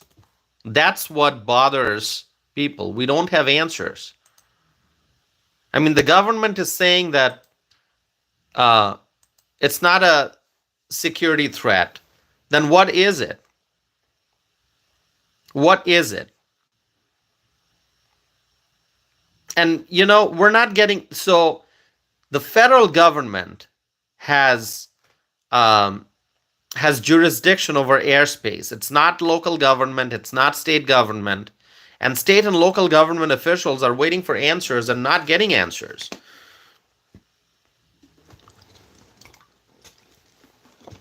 Fepson is saying they are 100% drones. I don't care what the experts say. That is correct. I know there are some out there, some experts who are saying, oh, you're just looking at planes, it's manned aircraft, it's not drones. But really, I mean, we're not stupid. And I'm speaking in general, like us, the American people, we're not stupid. I think people can tell the difference. Most people can. Most people can tell the difference between an airplane and a drone. Okay? I mean, airplanes, you can see the airplanes, they just move in a straight line. They're very high up. As they are taking off, you can see them taking off. They may be descending, ascending. But the drones, people have reported that the drones suddenly go dark. They have blinking lights, different colored lights. They hover. They ascend, descend. They go really fast. I mean, they make all kinds of movements in the sky. And they are not very high up. The drones are usually not very high up as like the commercial aircrafts. And so what is going on? People are worried naturally. There are reasons to be concerned. And the biggest thing that people are worried about is we don't have answers. Okay, I see some people are making fun here. Okay. Like this person, John, is saying it's Bigfoot. Okay. Okay. I mean, really, if you want to make fun of a serious situation, if you are not thinking in a rational manner, I don't know what to say. I mean, look at Gabriel, that comment there. Drones are the ones with feathers. Okay. Okay, you're just joking. All right. A viewer is asking, did you vote for Trump? Yes. Yes, I voted for Trump in 2016, in 2020, and 2024. Yes, I voted for Trump. And I'm very proud and happy that I voted for Trump. Okay. Did you vote for Trump? Are you a Trump supporter? Let me know. Yes, I did vote for Trump. Thanks for the question.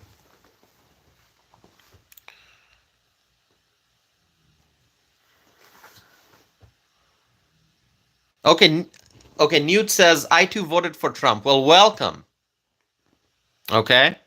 Welcome to this community then if you're a Trump supporter. Well, I welcome everyone, okay? Even if you didn't vote for Trump, but you want to be a part of a constructive conversation, you're welcome here. Michelle is saying, can I please get your thoughts on drones? I mean, my thoughts on drones are, it's just a big question. It's just a big question. We don't know answers. We don't know the answers. Michelle is saying you're a policy expert, right? Well, I'm a public policy analyst, but, regarding the issue of drones, there are so many, most people, overwhelming number of people, almost everyone, we don't have the answers. We don't have the answers. This is like, in order to do public policy analysis, you have to have answers. This is a very different situation. There are drones flying, and no one knows what these drones are. The ones who are supposed to know, the people in government at the Biden-Harris administration level, they are the ones who are not giving us answers. If you want to talk about public policy, we can talk about public policy. We can talk about aviation policy. We can talk about drone policy, security, homeland security policy. We can talk about policy, but right now, we don't have any information. First, we have to know where these drones are coming from. Are these American drones? Are these drones owned by foreign countries, foreign adversaries? How did the drones get here? Why are the drones flying? Why are they making all kinds of movements? We have lots of questions. We don't have answers. Why are the drones making themselves visible to the people? Right? I mean, the drones are flying at night with lights on. I've heard that they also go dark. But obviously, whoever's operating the drones is making the drones visible to people's eye. Why is it happening?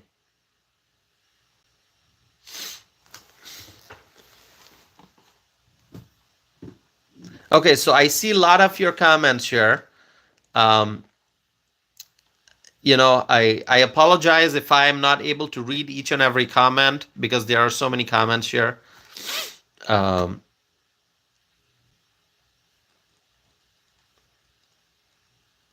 okay. Anyway, lots of questions, not enough answers. And that's why I just keep saying if we had Trump in the White House right now, we would have answers. We would have answers, but we still have more than a month left for Trump to officially be sworn in as the president.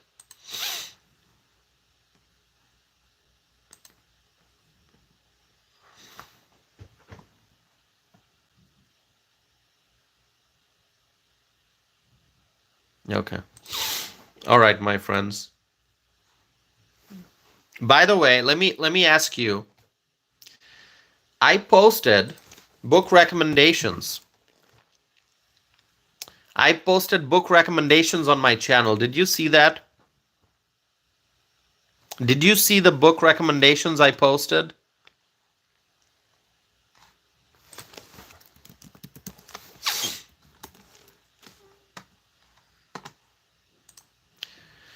So I had promised that I will publish 10 books that I recommend that people read, and I published that.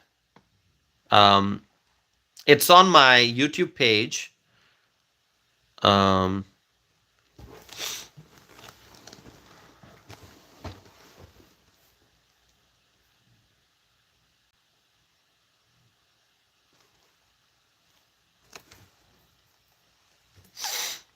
Okay.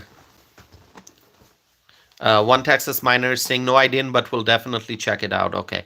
So if you go to the community section of my YouTube page, if you go to the community section of my YouTube page, I did not post the book recommendations on X or Facebook yet. I will. But I put it in the community section of my YouTube page. Ken says I saw it on YouTube. Yes. I posted like 10 book recommendations. In fact, the first one is not a book, it's a short story. So, like Anton Chekhov's The Bet, I talked about it before. So, if you buy a collection of stories written by Anton Chekhov, you're probably going to find that story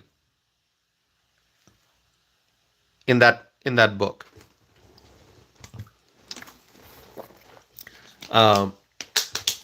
So check out the book recommendations. By the way, let me do this.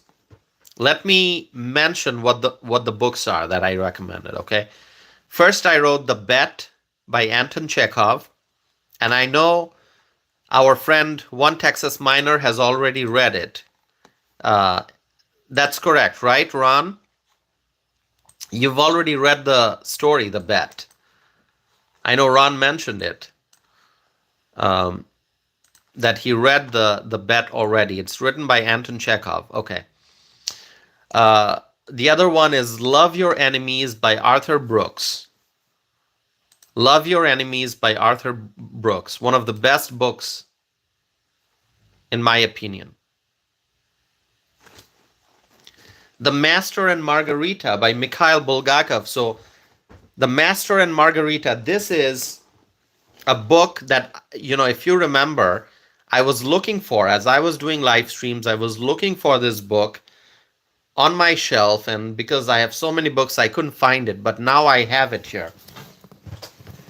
This is that book, The Master and Margarita. Okay? Highly recommended. I highly recommend this book, The Master and Margarita.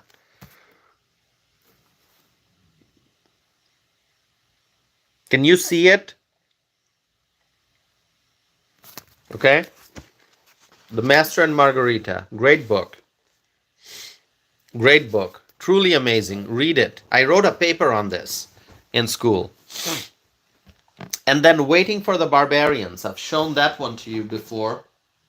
Where is it? I've shown that one. Waiting for the Barbarians. I don't see it here now. Okay, here it is.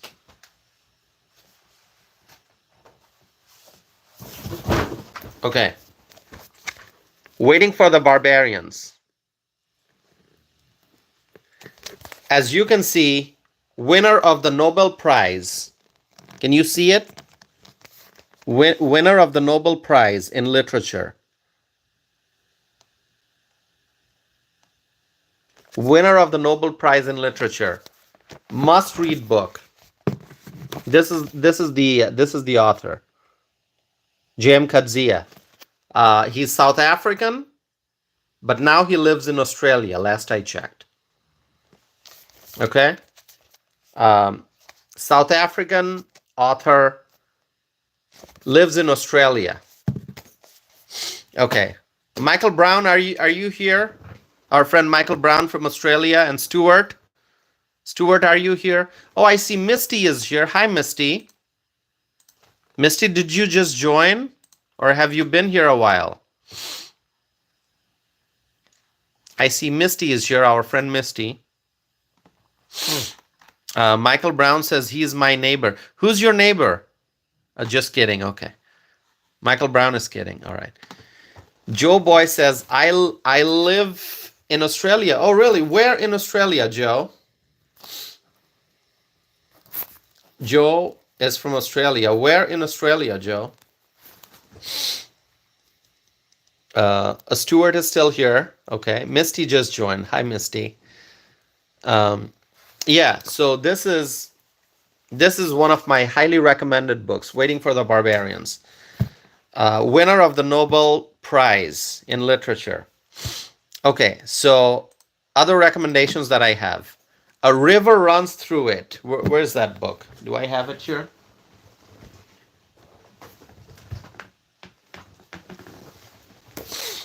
A River Runs Through It. Dee is here. Hi, Dee.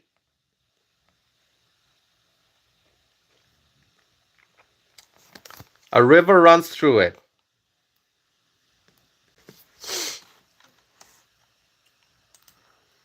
By Norman Maclean. Norman Maclean. Okay, so this is a recommendation. And then Gulliver's Travels. Okay? It's truly amazing. You know, I have so many thoughts about that story. Gulliver's Travels. Jonathan Swift, really old. I mean, classic. Gulliver's Travels. So, you know, most people when they think of Gulliver's Travels, it's an entertaining story. You know, it's a fun story. You've got the land of the Lilliput, you know, people who are really small in size. And then you have people who are really tall. It's the adventure of Gulliver going to different lands, right? Laura Floyd is here. Hi, Laura. Always good to see you. Always good to see you, Laura. Our friend Laura from Texas. Please say hi to Laura. Laura has been supporting this channel for a long time. Good to see you, Laura. Thanks for joining. So yeah, as I was saying, Gulliver's Travels, there's actually I mean, you can say it's a fantasy story. Obviously it is. But there are hidden political messages. There are hidden political messages in that story. Because as Gulliver goes to different lands, as you read his adventure, you can see that Gulliver is going to different lands where he learns more about how that land is governed, the government structure. Okay. In fact, do you know that in the Gulliver's Travels, let me see if I have that book here. Um,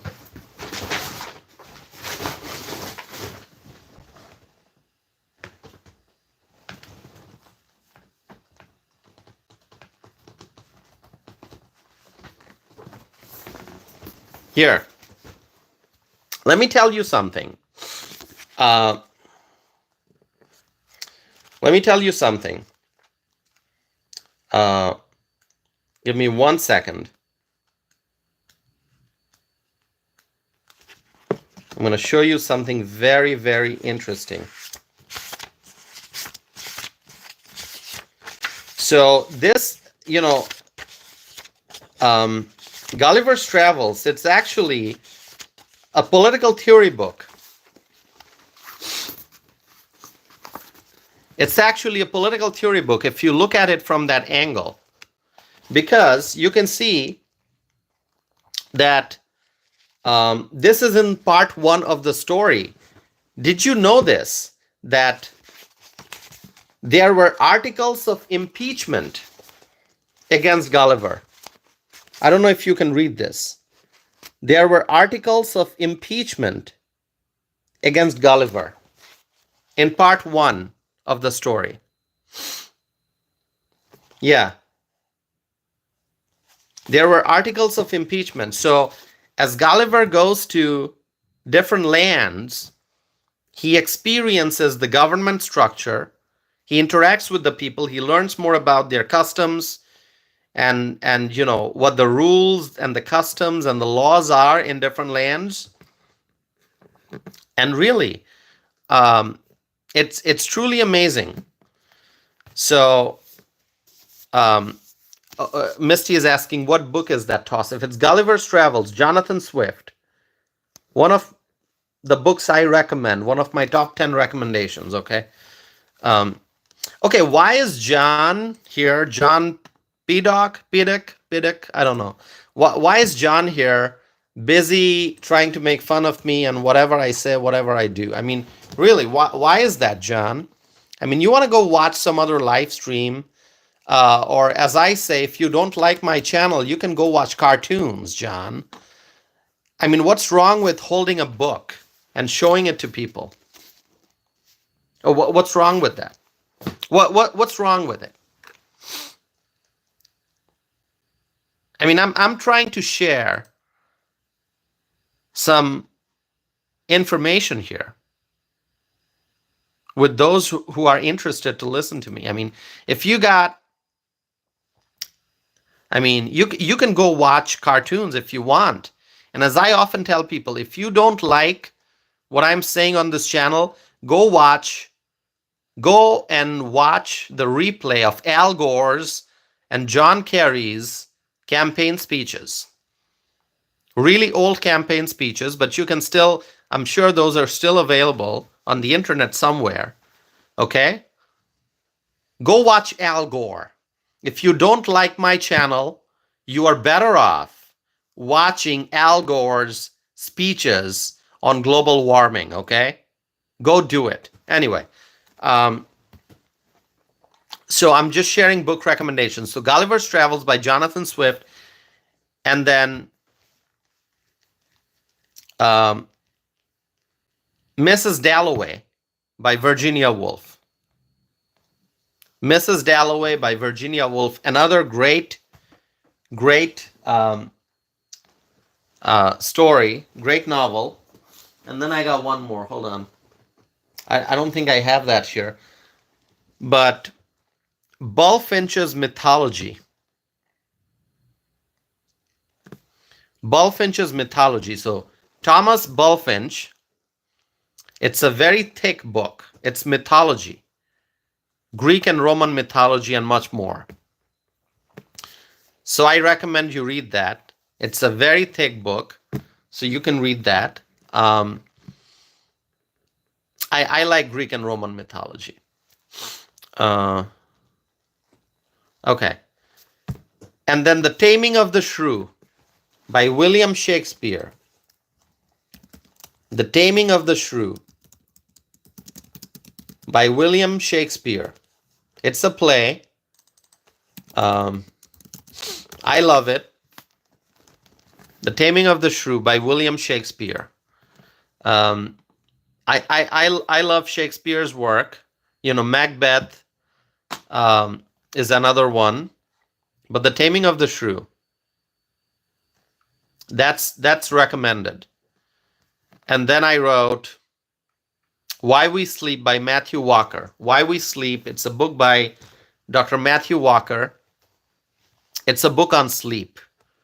Okay, so Dr. Matthew Walker, he's a scientist, and he talks about sleep and, you know, shares his research on sleep, and it's just amazing. So those are my book recommendations. I could give you a longer list, but I just tried to present 10. And if you want the complete list, it's available in the community page on my YouTube channel. So the books are The Bet by Anton Chekhov, although, as I mentioned, I'll repeat this, The Bet is a very short story.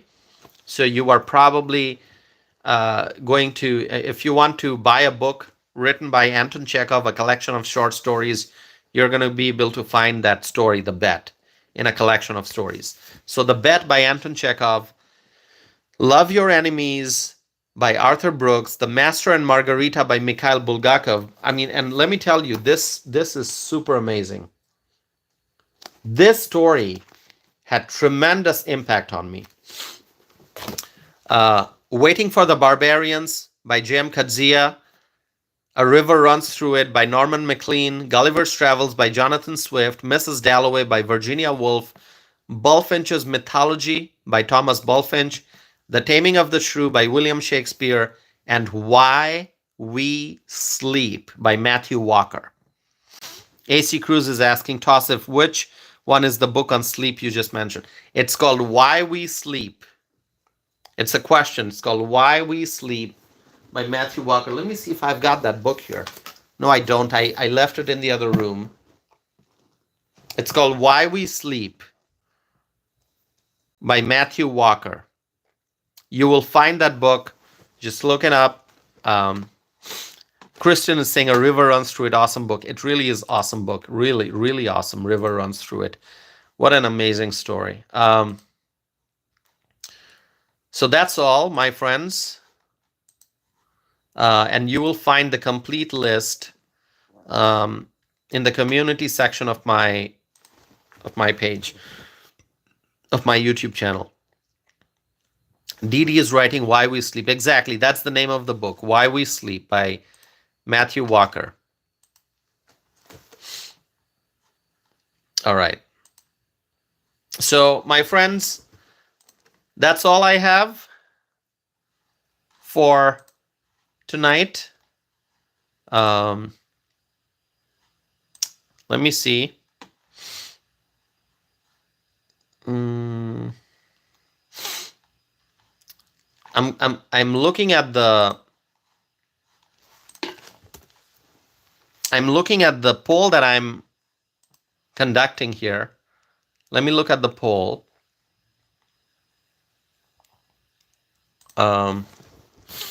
All right, so the poll question that I asked is, okay, give me 1 second. I gotta fix something here.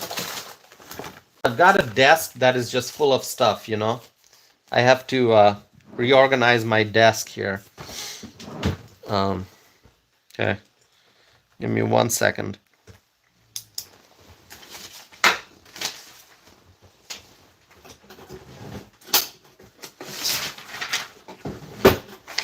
Okay. All right, so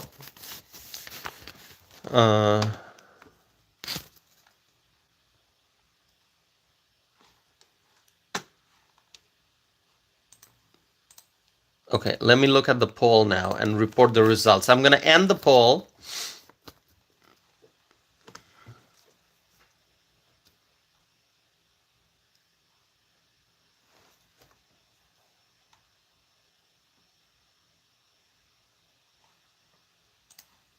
Mm.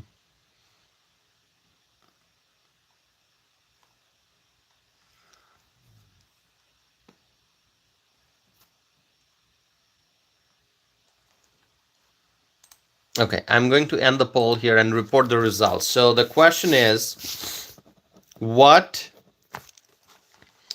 what political office do you think Kamala Harris will run for in the future? Once again, this does not mean that she is going to run and win. It's about her ambitions. Which one do you think she will run for? Is she going to run for governor of California in 2026 or president in 2028 or neither? None of the above. Okay. And 65% said none of the above. Okay. 22% said governor of California. And 11% said president of the United States. Now, once again, let me repeat. I asked you what office you think she is going to run for. Not that she's going to win or lose, but what do you think she's going to run for? What office she's going to pursue?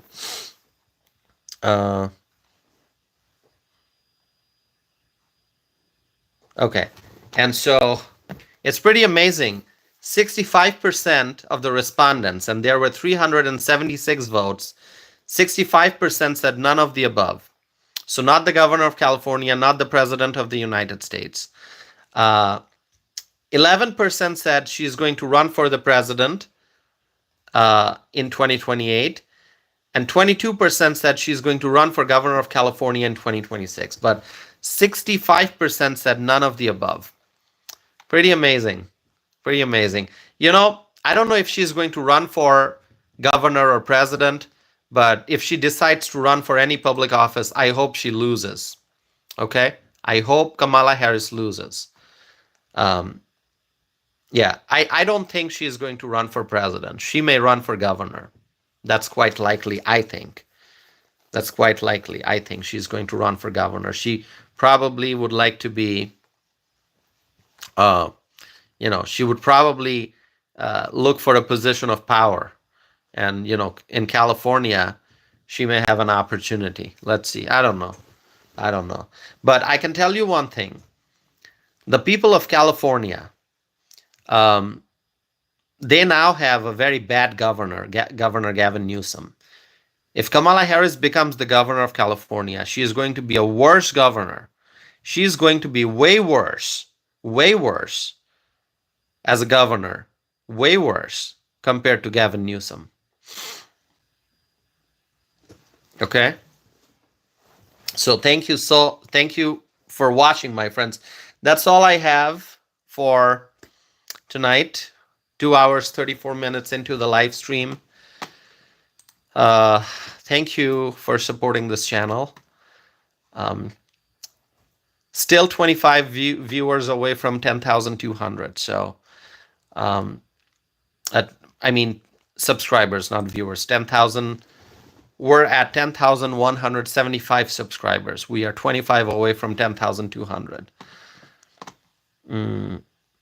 Yeah, hopefully we'll get there soon. So, my friends, thank you so much. I appreciate you spending time on a Sunday evening